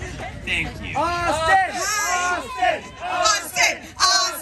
Austin! I love you too. If I could hug every one of you, I would. I would. So here's the thing. That was fun watching that film, and we watched it in silence, together, like God intended. But it's a party now. And for the next two films, we're gonna have a wonderful group of riffers talking through the film. If you thought you were gonna watch a film and not have people talk through it, you were wrong. So I'm gonna start bringing them up here right now, and then we're gonna start this film. There you go. So, without further ado, Jericho. you might be right, but you think I would do that first? Isn't that a little undramatic? No! You know? Bring him out! You don't think that's undramatic? No! Well, okay, then I guess I could bring him out first. Hey, Chris. Want to come up, baby? Here we go. You asked for it, so sure, why not? Y2J! Yay! The one and only Chris Ladies Jericho! and gentlemen, Chris Jericho. Wow, as if on cue. I didn't know I was going to be asked up here tonight. We're talking about Sleepaway Camp 2, right? Yeah, of course. So, yeah, actually it is, and she knows. One of the greatest horror movies of all time. Sleepaway Camp 1 is amazing, but for me, 2 is just got that panache of the 80s horror genre that I just fucking love all across the board. It's campy, there's lots of tits. I was going to say there's so many boobs. And wherever Allie is, I love you, Allie. And one of the greatest deaths of all time, which we'll see when she gets pushed down the outhouse and leeches suck on her face. But yeah, good times. We're ready to rock it. Love it. gonna be All fun. right. Let's have us keep coming up. Come Have you guys all introduce seen yourself, Sleepaway Camp 2 before? Oh, yeah. I hope so. Johnny's here. Who hasn't seen it? Oh, hell yeah. You're in for a Oh, treat. hell yeah. All right. Johnny's here. Oh, hey, I'm Johnny Taylor. How are you? Jesus Christ. Johnny. Las Vegas. Let's One of the go. hosts of the Awesome Pod with Darcy. Oh, yeah, let's go. Hey, real quick before I say anything, I agree with Joe Bob. That guy's dick looked hella whack. How San Francisco is that? Hella whack. It sound like fucking Lars Ulrich. His dick looked fucking hella And they're whack. like, it was a real It's dick. I'm fucking like, crazy. It's a real dick. I'm like, that guy's walking around with a hella weird dick to this day. I just love the word hella. That's so NorCal. You know how I am, dude. I'm from fucking Canada, so when you say hella, I feel super fucking, like, privileged. Well, I'll right. say it hella times. Well, I would like to introduce our next riffer, who you might know. You might know her. She's walking right behind me. That's right. It's Darcy the Mail Girl. Our very own. Please clap. I know that girl. Darcy! Clap, clap. Darcy! Darcy, Darcy, Darcy! Chanting up, chanting. Woo! Woo! Beautiful. And believe, come along. We got at least one more. Beautiful. Come on. I won't let them start without you. Now I promise. introduce yourself Save your seat. once again. Oh, she's here. Amy's here. There she Here, is. I'm here. We're saving Felicia's seat. Anything else? Better known as Shit Sister. One of the illustrious shit sisters, right? Come on, let's hear it for the shit sisters. Shit sisters. I feel the shit sisters were kind of like underrated for their genius. They were in the 80s. If you smoked weed, you were like super fucking like bad. Awesome. Remember Say No to Drugs, Nancy Reagan, all that shit? Right. So the fact they actually smoked weed was like, oh my God, they're smoking weed. What evil people. So they were identified as weed smoker evil people. Yeah. Yes, drinkers, smokers. It wasn't even drinkers. You guys were smoking weed, and that was very evil in 1988. Well, it wasn't a stretch. So. Let's hear it for Nancy Reagan.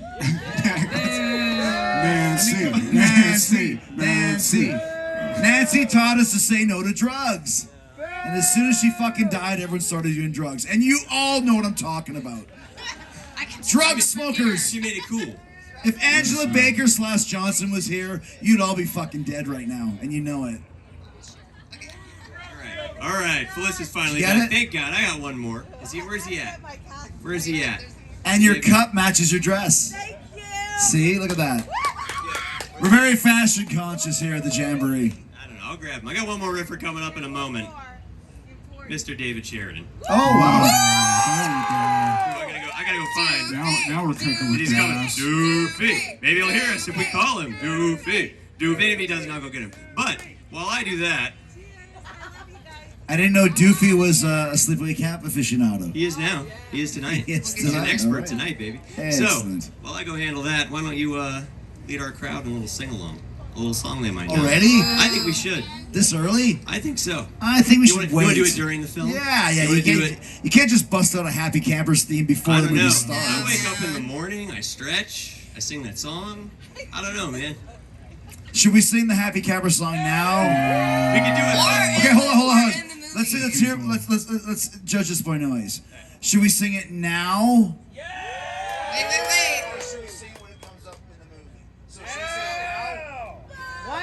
Comes to the movie.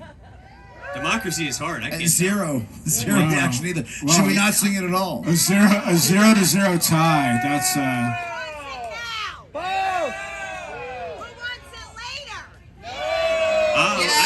I think the later has it actually. What do the people in the cars think? Honk your horns. We tried this earlier in the Fozzy gig. There's one person honking. What's your life? Show life. I think everybody in the cars have been murdered by Angela Baker / Johnson right now. Lights. Is it weird that we're sitting next to the original Angela Baker? I know, it's off. I feel weird, but Do you I feel have heat awesome. with Pamela Springsteen if you see her? No, I've never met her. You've never met. We need to get Felissa Rose and Pamela Springsteen in the same room together. I would pay for that photo op. Am I wrong? I would love Anyone? Anyone? We'll meet you at Thanksgiving Con. All right. So, David's not quite ready. Don't worry about it. We have one more. Chris, ripper. you're a delight. Oh, One more to Sheboygan. introduce you. Get me over here. So there's Brendan. Oh, Brendan's You might know here. him. Brandon Patrizzo, You might ladies and know him. gentlemen, co-host of the Awesome Pod. How you guys doing?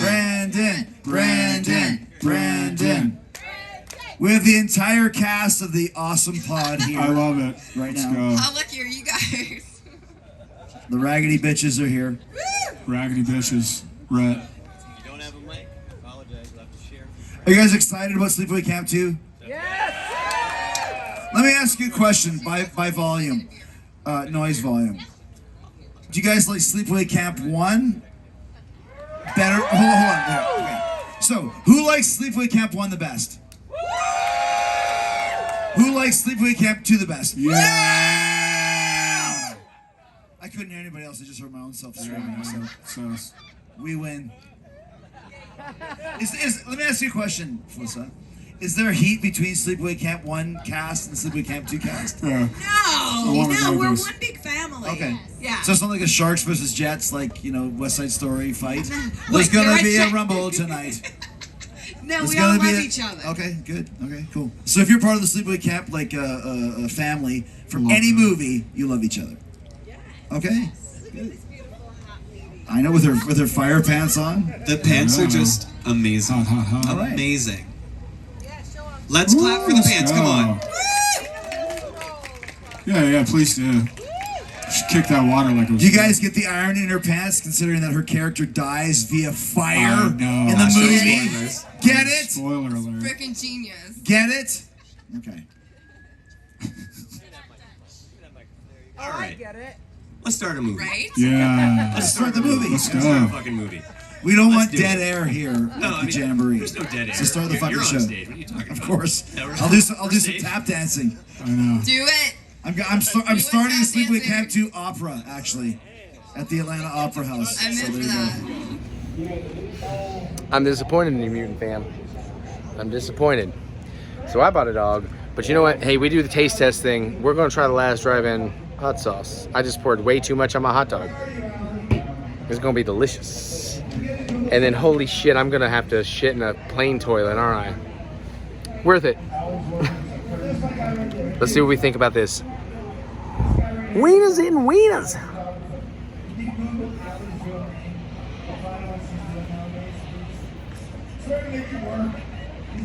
Vinegar's nice. There's actually a bit of heat there. Oh shit, there's actually some real heat there. Yum.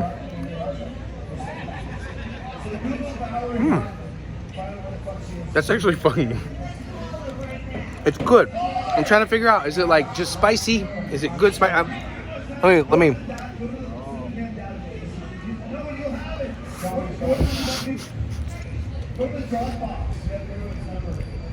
I get the habanero, the vinegar, definitely the spicy pepper. Mary told me, hold on, she said what's on here.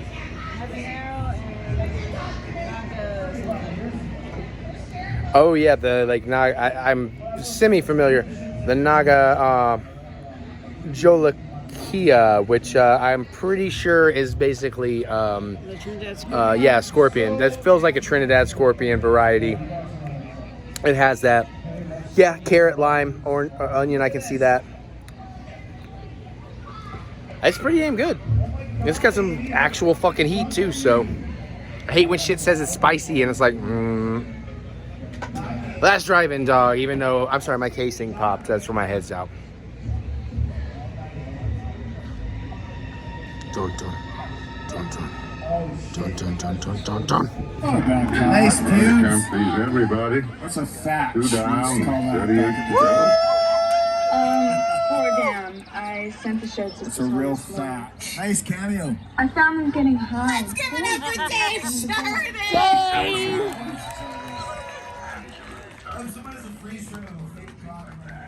Who's that fucking guy? Dave Sheridan? No. That was Dave. I know, was it you? Oh, sorry. I'm trying to like, I almost missed it. Oh, no, I totally missed it. Fuck. I think I got a split second of it. The Wiener King. We've lost. It's sad. It's so sad. Slinging dogs all day. All day. Still got 9 left. 9. Only 9. 9. 9. 9. We're already 9, we're but already not in none. Sleepaway Camp too. Yeah. None. Not German none. No. An American 9. An American 9. Steamer fresh. We got 9 steamer fresh dogs. Soggy so wet if you're watching wings. this, come over right now. Yes. 2.5 weeks from this, if you're watching. I gotta sell 4 more dogs. Time travel. Or my boss. This is my dinner for the next rest of October because I'll be out of a job. If we don't sell at least 4 more. I know that 4 more. That young child is Gotta very hit quota. demanding. Gotta hit quota. Yuki. Quotas. Yuki. What? No, not yet. Are you here to save us? Are you here to save us? Yuki, you should be on stage. Stage. I'm sorry. Why not? You're funny. Sorry, Yuki. Go We're save just the having show. fun. Dogs. I want to get Yuki. Yuki, come. Dogs. Okay. Ah, shit. Hold on. Now I've lost track. Wait. You've done 2. You voted I twice. did She voted 2. twice. Okay, ready? She gets 7 more votes. What, how it is? Oh, see. Oh, she's gonna spread them out. Oh, 2, oh, 3. Ooh, no. 4 more votes. Oh, I'm fucking. Oh, 2, 3, oh, 4. oh. What is this? my I God. get. There's 3. There's 2 here. What is I don't it? know. Yeah, The there's Wiener fruit. King has drank so You much know of his what? own water. There we go. No, down there. Wait, no, yeah, no, yeah. What happened? Cut that out in the future. You're lazy if you forget. 40, 50, 55 Okay. versus 10, 20, 30, 40, 50, Oh shit. 64. Wait, Oh! Wait, is there a winner? Mustard. It's mustard. It's mustard. I mean, We're out, dude. oh my God, viewers, the Wiener King is sorry. You don't know my secret identity. I'm the Wiener King. Hogzilla winner 64. Wait, no. There can't be a winner. Melissa, then sign it and give it to a fan. Oh, well, fucking absolutely. Oh, okay. Reeves, there can't be a winner. Reeves, no. Yeah. I have been betrayed. Have everybody signed it? They're about to. Woo, and you. Can I have that? Yes, Reeves, if everybody's cool, she should have that. Can I have that? Yes. Signed by everybody? Well, You gotta get the who you signatures can on your own. Some, Okay. yeah, some people have left, for the night, but Well, I need your guys' signature. Oh, well, fuck yeah. You get the artist to sign. Yeah, and yours, of course. No, you should write the totals on that though with numbers, just like. Yes. Oh, like give the signature? Yes. Like the red. Oh, we got it. Yeah. All right, yeah, absolutely. Okay, hold on. I'll meet you guys up there. I'm gonna walk up front and wave and then go. Oh yeah, go say your goodbyes. Thank you. Right back. I love it. All right, so Gringo's gonna ride back with us, but it's meet us at the concession. Meet us at the concession stand. It's only 1:27 a.m. Good night. Thank you. But I'm pretty fucked up. I'm not gonna lie. I'm feeling really goddamn good. I really regret the last vodka I poured. I should have not poured as much and had Felissa have more of it. That's a whole personal story. I'm not gonna tell you more. Although I will tell you, I had a bottle of wine we had to get rid of, and like Felissa was going on about how good that Alamos was. And Amy from Sleepaway Camp too. Like we bonded, we talked for a while, like just naturally. That was really fucking cool. I'm really sad. I'm gonna miss a lot of these people, of course, but we'll do it again next year. But at least this year, because we do those at least quarterly Mutant local fan meetups. I'm warning you, it's not. I wisely chose to say goodbye to my local friends last. Because everybody else is sad, and I just want to say goodbye like 1,000 times because I don't want to say goodbye. But my local friends are like, you know what, if I need to, I'll see you next week. Well, not next, because we're going places. We're going up in this world. Watch your step. Thank you, my love. I do feel that we made such a big deal about the hot dog debate that it's kind of sad we did not get an opportunity to give the tally.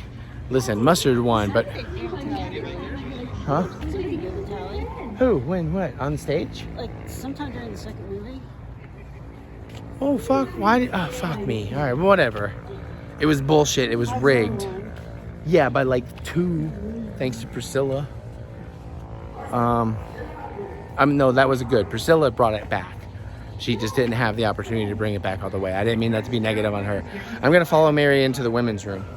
I am absolutely. Your phone? All right, I'm gonna go pee. I'll tell you more. I am still in a hot dog suit because I'm a funny bunny. Woo! All right, so hopefully you enjoyed that 3 hours and 11 minutes. And I know it's long and I know there's a lot, but I've already realized I need to do more next year. Now, what I mean by that is I'm thinking it's like, I really should have like introduced y'all to a lot more and shown off a lot more of the other mutants because a lot of my friends didn't really show them that much in here because I was so focused on actually my experience. What? But we'll work on that for next year because it's a jamboree. I have to be there. You saw, I'm through other people's words, I'm an important part of the jamboree. So we're not gonna try and recap every little single thing because you saw some stuff, but I guess we'll kind of run through it. The early morning, getting out there. Well, the stuff that I know is in here, we'll just skip real quick. Like Okay. Early morning, getting out there. I'm just gonna have to follow your lead because. Yeah, absolutely. And we'll get to that too. Mary will have more to say in Disney and Universal, but Mary doesn't partake that much in the jamboree. She's mostly there to help and support me and make me look awesome, and I appreciate the fuck out of that.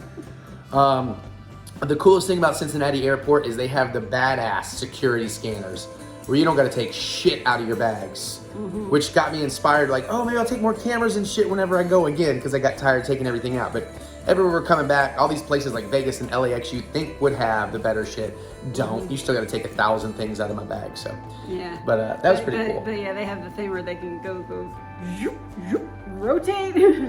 Yeah, it's like the zoom and enhance. Yeah. And Cincinnati Airport, pretty freaking sweet, and we saved a bunch of money, so might consider continuing to do that. Maybe not so early in the morning, might pay a little more for that. But then we got to Vegas, we got our car, that was actually really easy. So we didn't really show you much of this, but we just ordered like one of the cheaper, just basic sedans. But dude was like, we got some stuff, we can upgrade you for a good tip. Mary and I miscommunicated and we didn't quite get the tip right. So I do feel bad because I was gonna give him a really good tip. We gave him a tip. Yeah, well, part of the problem was that I had mostly large bills. Yeah, because this was early and we hadn't broken anything yet. Anyways, so we ended up getting upgraded to an SUV, and then we got a Ford Explorer, and I drive a Ford Edge, so it was very familiar. So that really helped. Driving through Vegas is interesting. The strip had all this construction at the edge. That was a pain in the butt. Hi, Jack. Hi, Jack. If the camera starts shaking, that's because Jack's awakened. And it wasn't bad. Oh, he really wants it, that offspring badge. I shouldn't hang things off. This encourages him. Okay, so again, I gotta keep this rolling because this vlog's long enough. Okay, so, but it was a really nice car. It was so nice, like we noticed, oh, we don't have license plates. Mary had to ask. And it was so new, it had like the paper tags up front. Yeah. And then, they're going like, you're not taking it out of the city, are you? No, I was like, I hope we found it. Yeah, first thing I did too is at the last gate to leave the checkout, I hit the mirror a little bit because I wasn't used to the gas and brake yet. You know, it was a little bit more powerful. Luckily, it didn't do any damage. It was all fine. I was like, oh, right in front of him, like, yeah. But it was a great car, lots of room. We were able to transport some people, plenty of booze and all that, so good time.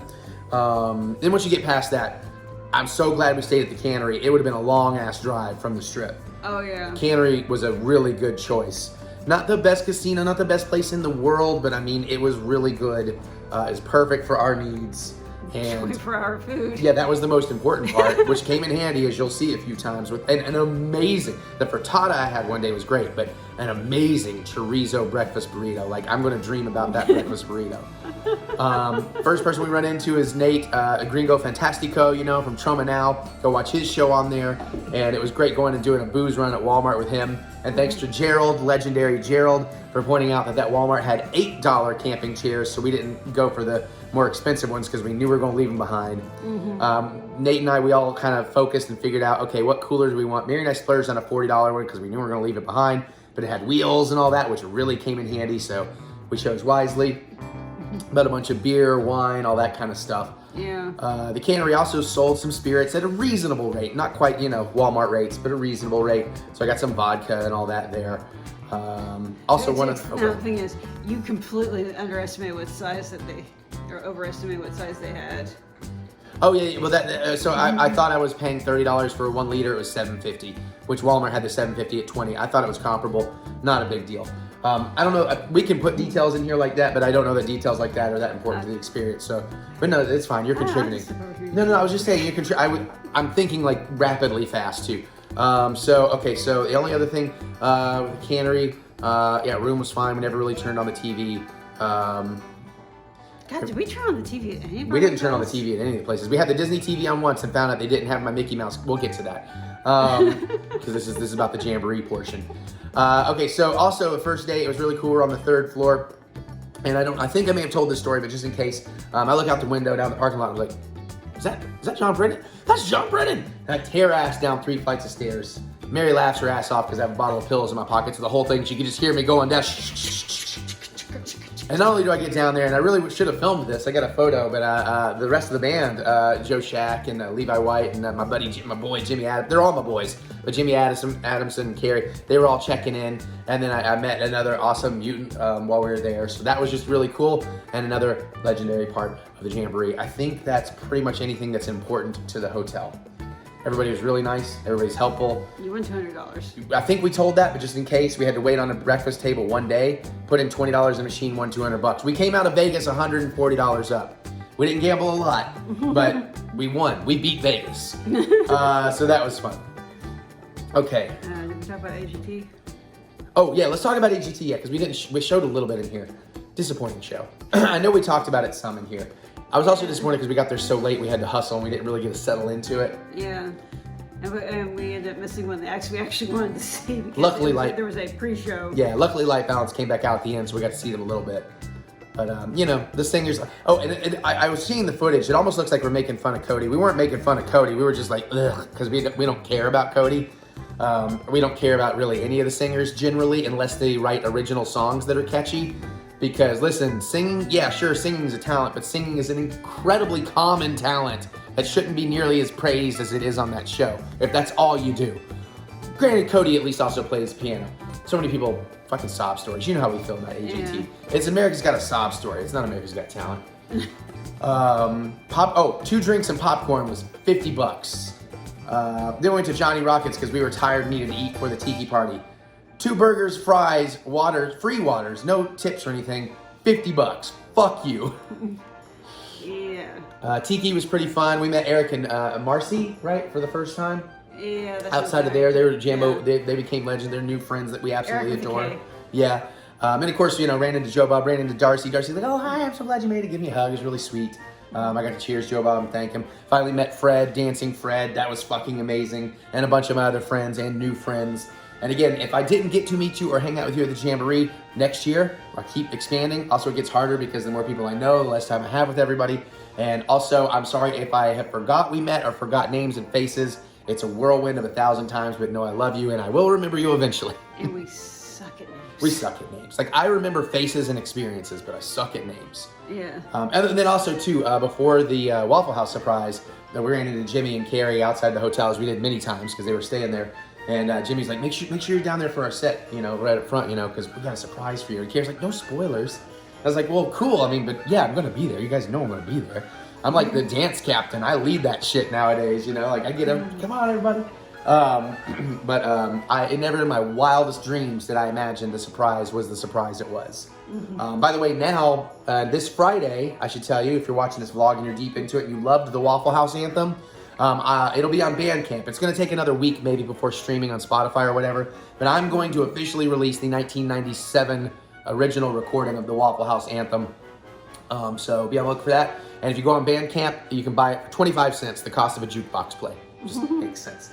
And then, yeah, so apparently they're gonna, you know, they're looking to re-record that. And apparently Charles Band wants to put it in the movie, which was not Barbie Heimer, but hey, it was Barbie and Kendra, Crash Joe Bob's Jamboree. So that's gonna be a blast of weirdness. Still can't believe the Big Feet played the Sharknado. That blew my goddamn mind. Or the Ballad of Sharknado. Oh my God, and Dave Sheridan is joy and keeping that secret when we talk to him. Can't wait to see him at Scarefest this weekend. And of course, Felissa's. Oh, here's a fun story. When Felissa was hosting Sleepaway Camp, I gave them a bottle of wine. I actually gave it to Keanu, but then they were like, Felissa needs wine, so they gave it for her, and Amy and some of the other cast were drinking it. And I know Felissa and Amy were both like, this is really good. So I turned them on to Alamo Smallback, which is one of my favorites. So that made me feel good. Okay. No, wait a minute. Sorry, this is that was actually them doing the Well, that was her hosting the first Sleepaway Camp before Jericho came in to host Sleepaway Camp 2. Jericho left a bad taste in a lot of people's mouths. Some very inappropriate. Listen, we're mutants. Like, we're cool with a lot of shit. We got fucked up sense of humor and dark and dirty shit. And honestly, he turned me off early enough, and we needed to leave anyways. And we kind of bailed a little early, which paid off because we rushed it. Early. Oh yeah, he bailed early too. Apparently, like we didn't even see this or hear this. But like at some point, he just was done. He was like, "All right, bye," and just takes off. Like no fanfare, nothing. Like what the fuck? And again, I don't know if it's in here, but we're pissed because his band Fozzy played, and like they sound great, they're awesome. And if you're a Jericho fan, fine, whatever. This is just personal to us. But he played John Brennan's song, "Freak on the Leash." Fuck, what's it called? It's my rigatoni is very unique. A Bloodsucking Freaks, yeah, song, and that was written by John Brennan and performed by the Big Feet, and Jericho sung it on the album, and now Fozzy played it, and that's cool as fuck, right? But they came into John Brennan's house, they came into John Brennan's backyard with his brothers, his sisters, his children, all there, and most people don't even pick up on this and don't know, they didn't even think about it, or they don't know, so I'm not mad at anybody except I think it makes Jericho kind of a bit of a prick. Sorry, it's a douche move, but okay, he didn't invite John up on stage. Okay, fine. That's a big thing. It's a big deal. Sure, maybe there was no prep. Not gonna get all pissy about that. But he didn't even fucking acknowledge John Brennan. Like, we're gonna do this song. We know you love this song. Blah, blah, blah, blah. So you couldn't even be like, John Brennan wrote this or something. Like, what the fuck? So John was super chill about it. I'm sure it bothered him. But he was super fucking cool about it. But the rest of us were like, motherfucker, what an ass. I'm guessing he didn't have rights to use any of the ammo he was using in his background imagery. I don't know how that goes either, but it was impressive. Like, as just taking all that out of it, it was impressive. But then on top of that, then with the way he made a lot of people, Mutant family, feel uncomfortable with some of his riffs, and some people really got awkwardly called out and then just bailed. Like he really, a lot of mutants, like I don't know if Joe Bob and Darcy will see this, and they certainly have a different perspective because they're not on the ground. They're busy with the fan. That's not a knock at them. But I heard Joe Bob ripping them a new one for how they were doing their riffing. Well, that's another story we'll get. I need to tell real quick too, because that was not 100% their fault. There were some things that had to change last minute. But in case they watch or whatever, it's like, yeah, I know Darcy loves Jericho, whatever. I'm not trying to change anybody's minds, but they really put a bad taste in a lot of people's mouths on Sunday. A lot of mutants think Sunday was not all, but a lot of them really felt like Sunday was a bit ruined because he just wasn't. And it's weird for mutants to be like, you got to be appropriate. But because even Joe Bob had this great speech, he clarified his position on he will always be on the side of the minorities that are being, torn down. And he's very for trans rights and very much for all of that. And then for Jericho to go up there and say some of the shit he was saying as jokes, like, dude, that's not this crowd. Like, we're cool with all kinds of shit as long as you're cool with all kinds of shit, Anyways, I'll get off that rant. So the riffing, Jonah Ray never made it. He was going to be there all weekend. Then we found out he wasn't going to make it till Sunday, and then he couldn't make it. And I have not heard the details, and if I did, I couldn't really share some things. But they apparently had a better planned riffing panel, but a lot of them couldn't end up doing it. So now Jericho was going to do it anyways, but I do wonder if they'd had some seasoned riffers up there.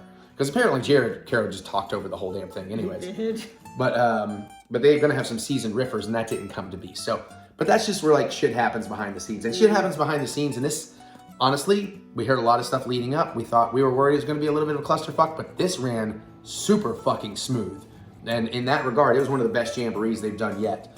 There are rumors that they might just keep doing it there every year, which I mostly agree with. I do think that's going to be really bad for East Coast fans. I personally think find the equivalent on the East Coast and alternate years. A permanent East Coast, a permanent West Coast, and then just go back and forth every year. I think that would be the ideal for everybody. Because there are a lot of mutants that are never going to be able to make the trip to Vegas. Because the Jamboree itself, very inexpensive, but once you start paying for a Vegas room and Vegas food and Vegas travel, it starts adding up quick. So there's that. Trying to think. Oh, something else I really wish I'd caught on camera. I was gifted, and they made it home safe, 2 screen-used bottles of Lone Star by director Austin Jennings. And I didn't catch his last name, but one of the high-ups, Matt at Shudder, they just took me back there and gave me, was like, here you go. This is from the season 6 live show premiere. I should have filmed it, so if anybody questions it, but I don't care if you question it because I know it's true. So it's not like I'm going to sell them or anything. But I just think that was really fucking sweet of them. Another story I have not told, and I didn't want to tell Liz because I didn't want to break her heart there. I bought a pint glass with Last Drive-In, and I bought the last whiskey glass, or what we thought was the last whiskey glass. I dropped the fucking whiskey glass there that night and broke it. We cleaned it up, of course, and everything, but I thought Liz might feel bad if I told her, so I didn't want to tell her. Car was great. Everything else was great. Mary got plenty of rest. Ish. Mutilator 2 was fantastic. I can't wait to see the whole rest of that. I was on the fence if you saw my trailer reaction, but it was badass. The kills are incredible. It's like Terrifier 2 level at times. So, downside of being in a drive-in where they're playing the same thing on 5 different screens surrounding you is that it's really hard to find a safe place to look that's not straight down. And since I've already edited the footage, I had a similar moment because I'm with the producer, Jeff from Ohio, of Mutilator 2. When the first kill in the movie happens, you see him go, wow. And I was filming the screen and whipped away. And I was like, and I'm not going to show him because I don't want to spoil it. And he's like, oh, thanks, I appreciate that, which I appreciate. But when I was editing, I realized, oh, when I panned around, I still caught it on the other screen, so I actually did have to blur it out. Because I didn't want to ruin that. I could sense he didn't want me to ruin that for people, and I don't ruin that for people. Some of it was okay. Then it started getting like, oh no. Yeah, the kills are really impressive. And the cinematography, so I'm excited to see that again. Oh, and I feel really, really bad. What was the first feature that everybody really loved? Publisher Parish? Yeah, Publisher Pairs. I apologize to the filmmaker. Yuki Nakamura, he knows me now. Before this, even in the hotel we were talking, he's like, oh, you're Eric, right? Star Wars? And we started talking about Star Wars stuff. So now, while his movie, that Publisher Parish, was playing, we were over by the Ship to Shore booth, and Yuki basically interviewed me for like an hour. Like, it could have been one of the John and Yuki podcasts, but he was John and I was Yuki. Because he just asked me all these things, and we were having discussions, and not arguments, but debates about, you know, should a movie be self-contained story, or can it just continue, and how I liked it when it just continued, blah, blah, blah. But apparently our voices were carrying. The filmmaker had to come over and be like, can you guys be a little bit quiet? Your voices are carrying over here. This is my movie. It's like, oh, fuck, dude. Like, so I didn't get to apologize proper, but I do feel fucking terrible about that. We thought we were far enough away from everybody. You know, I would never have fucking done that on purpose. So at least thank you for stopping us, but I'm sorry you had to come stop us. Then we whispered and it was fine. The hot dogs with Reeves was so much fun. At one point, Joe had to, they were going around the hot dog cart on the golf cart, and Joe had to throw on my costume. It was fine. And then I took it back over, and we were running around. We were sniping from concessions because Yuki's like, you guys are selling it cheaper down here. By the way, you know how much it takes for him to say something he's fine with somebody else wearing one of his costumes. He kind of skeevy. I get skeeved easy, yeah. But I mean, Joe is family. So it didn't bother me a bit. So I'm just saying that was a big thing. Because some guys were like, oh yeah, sure, whatever. Yeah, I'm never that way. Eric's usually. But this time I was the yeah, whatever, cool. I'll get back in there. Because I texted him, I was like, did you give so-and-so permission to? Okay. Yeah. And again, yeah, you're right. Most times I would be like, hey, that's. But in this situation, that did not matter at all. But they also know they're fucking family, and I'm family, and we all love the fuck out of each other, and we're all gonna do some cool shit together too. So, so all that happened. We missed Justin and Amy greatly. That's the only thing missing from this jamboree. I got to get to know Matt a bit better, and I think Matt knows that. Yeah, I'm game, brother. He's one of the other major producers. That I'm game to do stuff. And and then I don't know if we put this on camera, but during the live taping of the Joe Bob episode, one of the audience camera guys kept catching me. The pink hair guy? Yeah, the pink hair. I'm sorry I didn't catch his name, but afterwards I was backstage, and he was like, "Oh man, you gave me so much good stuff to work with." I was like, "All right, I guess." Yeah, here we go again. I lost track of the number of times Eric would make a noise, and the guy would just whip around. I got a good face, man. I'm a professional reactor. But I'm glad this time my buddy Gerald gave me shit for being so much featured on the first live show. So Gerald was sitting with us, so he should at least be in those shots. Man, of course I'll be cropped out, and that's. Well, you were sitting like between me and Gerald or something. You were sitting further in, so if they were getting me, you're less. Maybe you'll actually. Okay, Gerald, I'm sorry, you're gonna get cropped out. Oh fuck you! Damn it. Sorry, Gerald. Maybe next year, brother. Oh man, love doing the hot dog stuff. Love doing the hot dog promo that you saw the uncut version in here. I think we're getting close to knocking this out. So I'm trying to run through what other stories maybe didn't show up on camera that well. So you got your rap battle in there? Yeah, thanks to Mitch.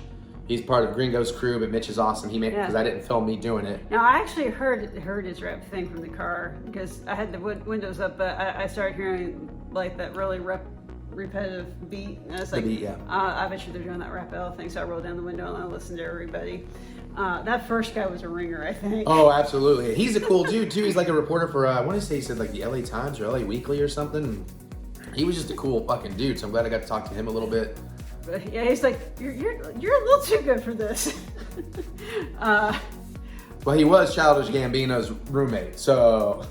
For reals? Yeah, like he was back in college. He was okay, then Donald Glover's roommate. Okay, yeah, got some legit credit then probably. Yeah.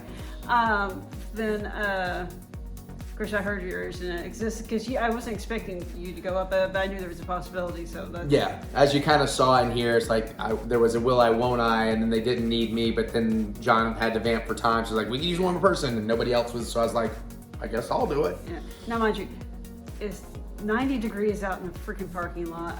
So I spent a lot of time in the car. Yeah. Mostly because I wanted to conserve my energy for Disney and Universal. Which was wise, because you'll find out on I get really wrecked by the end of this. You might be able to tell I'm still recovering.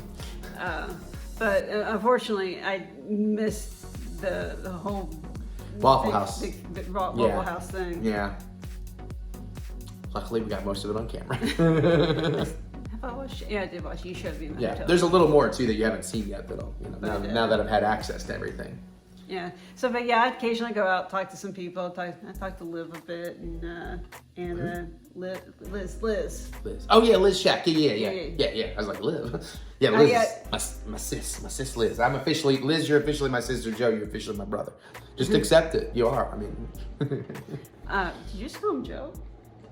Well, her brother Joe. Oh, Shack. Joe. Okay. John knows his brother. John's already knows his brother. Okay, I thought you meant John. I was like, I understand your confusion. I yes. got confused. Okay. Because there's Eric and Marcy. Yeah. And of course. I'm so sorry. Again, where I'm so bad with names, we come up with a lot of nicknames for people as a result. So we have our costume friends. I know it's Jim, and I know his wife because we hang out with him every year, and I'm so blanking on the wife's name, but I know it's Jim. But we love you all. Absolutely adore you all. Yeah. Like, again, we know you. We just shit with fucking names. It's like the costume couple. Oh yeah, them. Everybody knows, like because they always have the best cosplay costumes for and they change every day, every time. So you'll know who we're talking about. So and they're a ton of fun. And Felissa had opened full fucking bottles of Tito's and cups at her table and was doing shots with people, and people bring her booze. It was so much fun.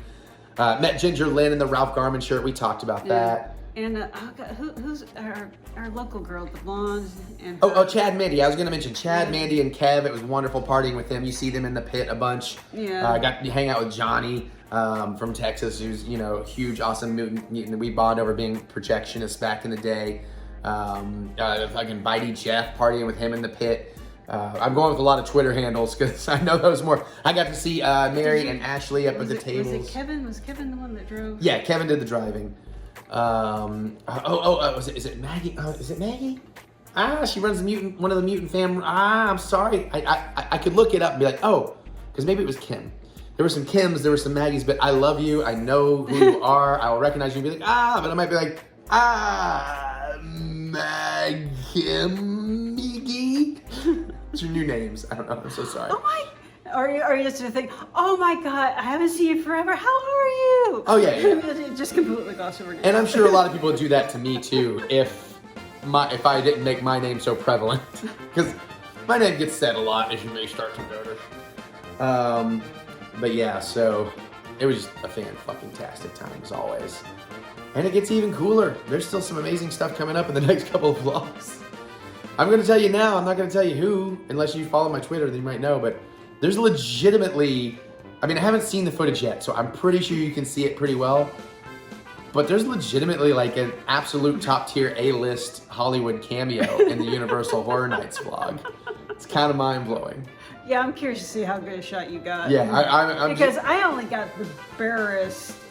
I know I got the back of him. I know I got we saw him for sure. Yeah. I don't know what I got with my camera.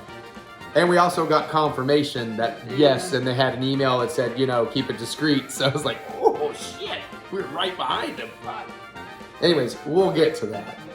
But yeah, I think Jamboree 2023, I think that handles it. I got to meet Joe Bob and Darcy in the hot dog costume. I think they really got a kick out of that. The legend of the Wiener King became a big fucking deal. In case it doesn't show up, Mustard, yeah, I think it shows up. Mustard won. Really nice lady bought the last 6 dogs and gave them out to people, but then she voted for Mustard. I think you see that. Yeah. But anyways, I have decided with my infinite power as the Wiener King to not trust the results. And you know what? The debate rages on, baby. I'm never gonna let it die. See, this is where I feel like Pickle or Relish should be like the independent party. Well, at one point we almost did, but we couldn't find it. But Matt had a great idea for a third-party candidate to do the Yuki dog and find that Japanese Kewpie mayo. Oh, yeah. It was like, that would have made sense because mustard, ketchup, mayo, So it wouldn't have won, but it would have been interesting to see the voting on it.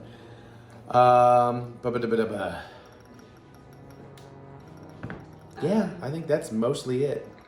I'm sure there's some stories I'm forgetting to tell you and hopefully don't forget in time. But also I like to keep these as a time capsule for me to go back over the years and be like, oh yeah, oh yeah, you know, so. So thanks for enjoying them if you're enjoying them, but mostly, just like my music, I love it. I made a lot of music fans too, so gave a bunch of CDs and posters and pics away and you know, and cards and all that, so. Yeah. Hopefully people dig it. Hopefully people get excited for the new album I'm making. If you like the Waffle House anthem, you're gonna fucking love the new album I'm making. It's pure fucking unadulterated, no frills, no fucking around, 90s style pop punk, 12 songs, 30 minutes, bangers, in, go, go, go. So get ready for that late this year, early next year. Hopefully on vinyl. I'm gonna run a Kickstarter or an Indiegogo. Not because I necessarily need you to help pay for it, but I want to give you the opportunity to feel involved and get some special perks, get your name in it, that kind of stuff. So be on the lookout for that. That's gonna be happening.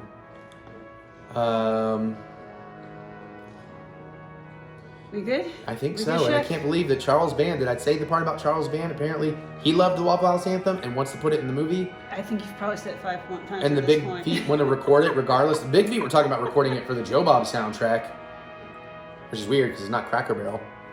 And, you know, I'll go on there and do the harmonica and some harmonies or some shit. I feel like Waffle House and Cracker Barrel are part of. Watch your words very carefully. They're kind of like cousins.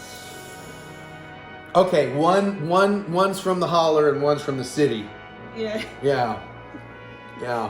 I'll let you decide which one's which. It's the next vote next year. But the thing is, I don't know. I forget where I was going with that. Are we done? Okay, fine. I hope so. I'm doing one last mental check. Here's the thing is where I've had him tell me the same story about 15 times at this point.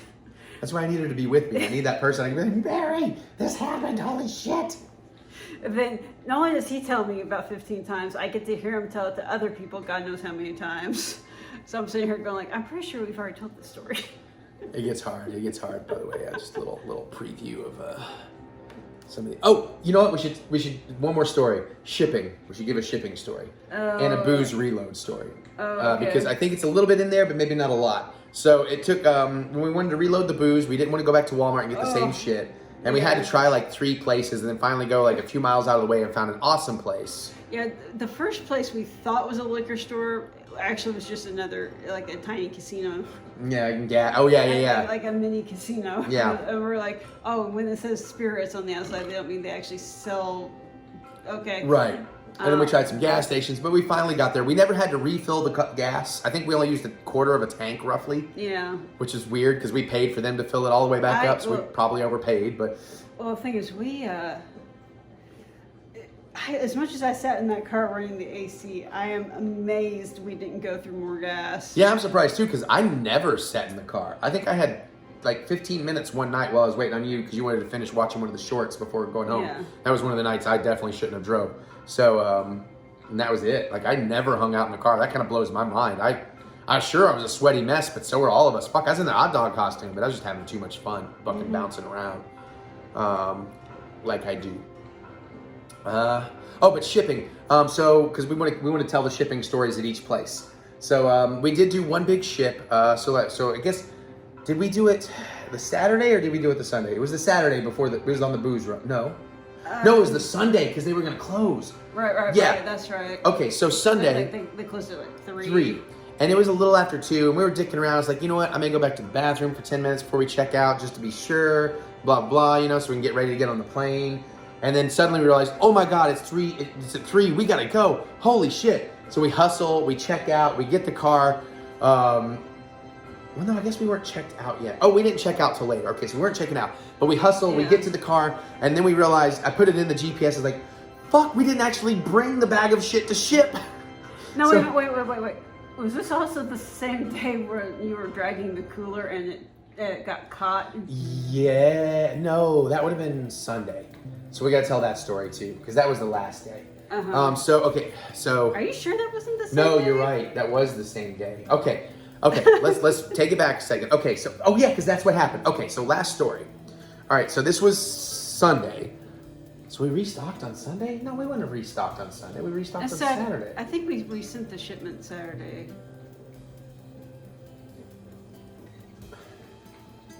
Or it wasn't the same day. All right. Well, we don't remember the specifics. I don't think it. I don't think the restock had anything to do with anything.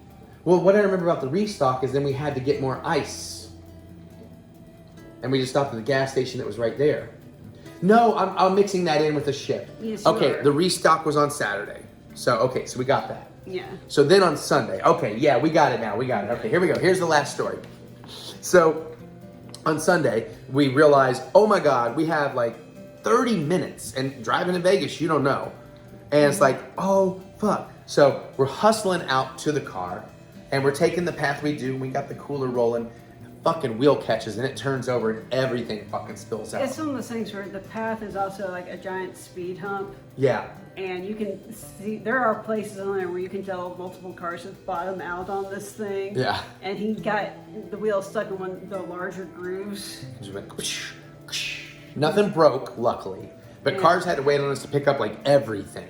Yeah. And like we didn't need ice, we were good. We were using the hotel vending ice, there was enough cold water. Yeah. We just tossed it all in there, we rolled it out. And then we realized like, oh my God, we forgot to bring the shipping stuff down. Yeah. So Mary ran back while I was putting stuff in the GPS, and I pulled around to get her and realized, okay, GPS says we'll get there at 15 to spare. So I was, Yeah. And then we ended up getting more ice just to replace yeah, what we lost. after we did the the shipping. But it was, the worst part is she had it like laid out so nicely in there. You know, everything was organized, but now it was just back to just chaos in there. And then we did make it to shipping, and I think what it was I think we shipped about, because we took my bag going out was 65 pounds, and over 50 you got to pay $100 fucking, and I had no choice. But I knew I was getting rid of a lot of stuff. Yeah. So we ended up shipping like 16 pounds worth of stuff home through FedEx. What did that one cost? That cost like $90 by the time we bought a box and everything. I'm sorry, UPS. And it's just ground and all that. Just giving you some idea if you plan to do this. A lot of dirty clothes, a lot of stuff we bought, and we used it to wrap up glasses and hot sauce and all that to send home. But luckily, we got there in time, even though it was a panic. And then we got some ice, then went to the Jambo for the last day. And I'm glad I kept the hot dog suit. I almost shipped it because Saturday the hot dog machine was down. I thought we were just gonna be done. But Sunday, the hot dog suit came in very handy. All right, so then I'm just gonna end this with, and then we came back, with Gringo. It wasn't that sad because we were tired and Jericho was leaving a bad mood. But it was sad to say goodbye to some people. But also we were kept saying, I can't be sad. We're headed to the happiest place on earth right after this. And we'll tell you, hopefully we'll start off the stories next time with how that went. I thought it would be cool to travel like that. No, don't do that again, future Eric. Don't do that again, future Eric. I tell him these things, and he insists on fucking around and finding out. And we found out, and you'll find out next week. All right, I'm gonna go wrap this shit up so you can get some things done and we can relax. All right, we'll see y'all next week, but then, can't wait for next Jamboree, baby. And all the cool shit in between. There's so much coming. Woo! Wiener King! Put my meat in your mouth, steamy, sweaty wieners. You can put whatever you want on your wiener. Don't be ashamed. Don't feel no shame when you taste that wiener flame. I don't know, I don't got it. All right, bye. All right, so that is the wrap up. Get this way, get in the line a little bit. Just, little advance. By the way, I'm gonna let you know right now, I filmed a lot of actual rides for Disney, and I filmed almost every house, because in California, they kind of like it when you film that stuff. We'll talk more about that in the future, but just in case you're wondering. But we're gonna wrap this up.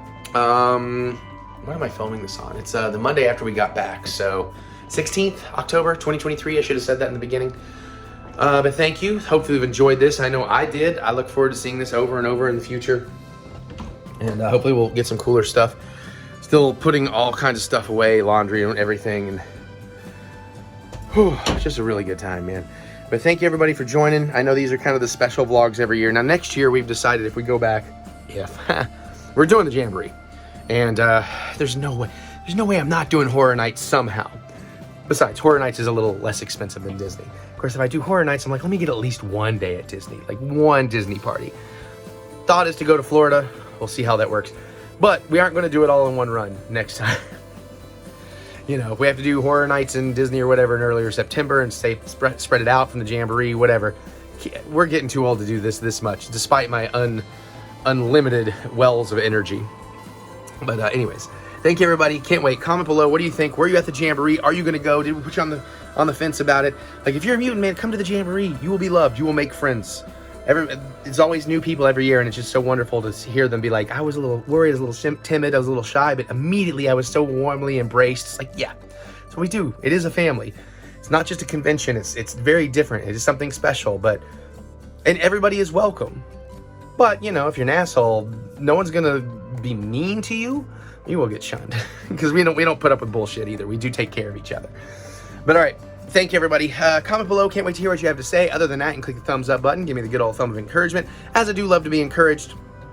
And of course, I'd like to remind you that, oh geez, We get through this. We will get through this together, you guys. Wow, that was horrible. Oh, also, I put on way too much weight. It was bad before we left, and it got worse. So I'm glad I don't have to cook for a little while. I am on a strict, like, super low-calorie diet and veggie snacks for, like, weeks now. That's what's happening next. The prednisone is not helping with that.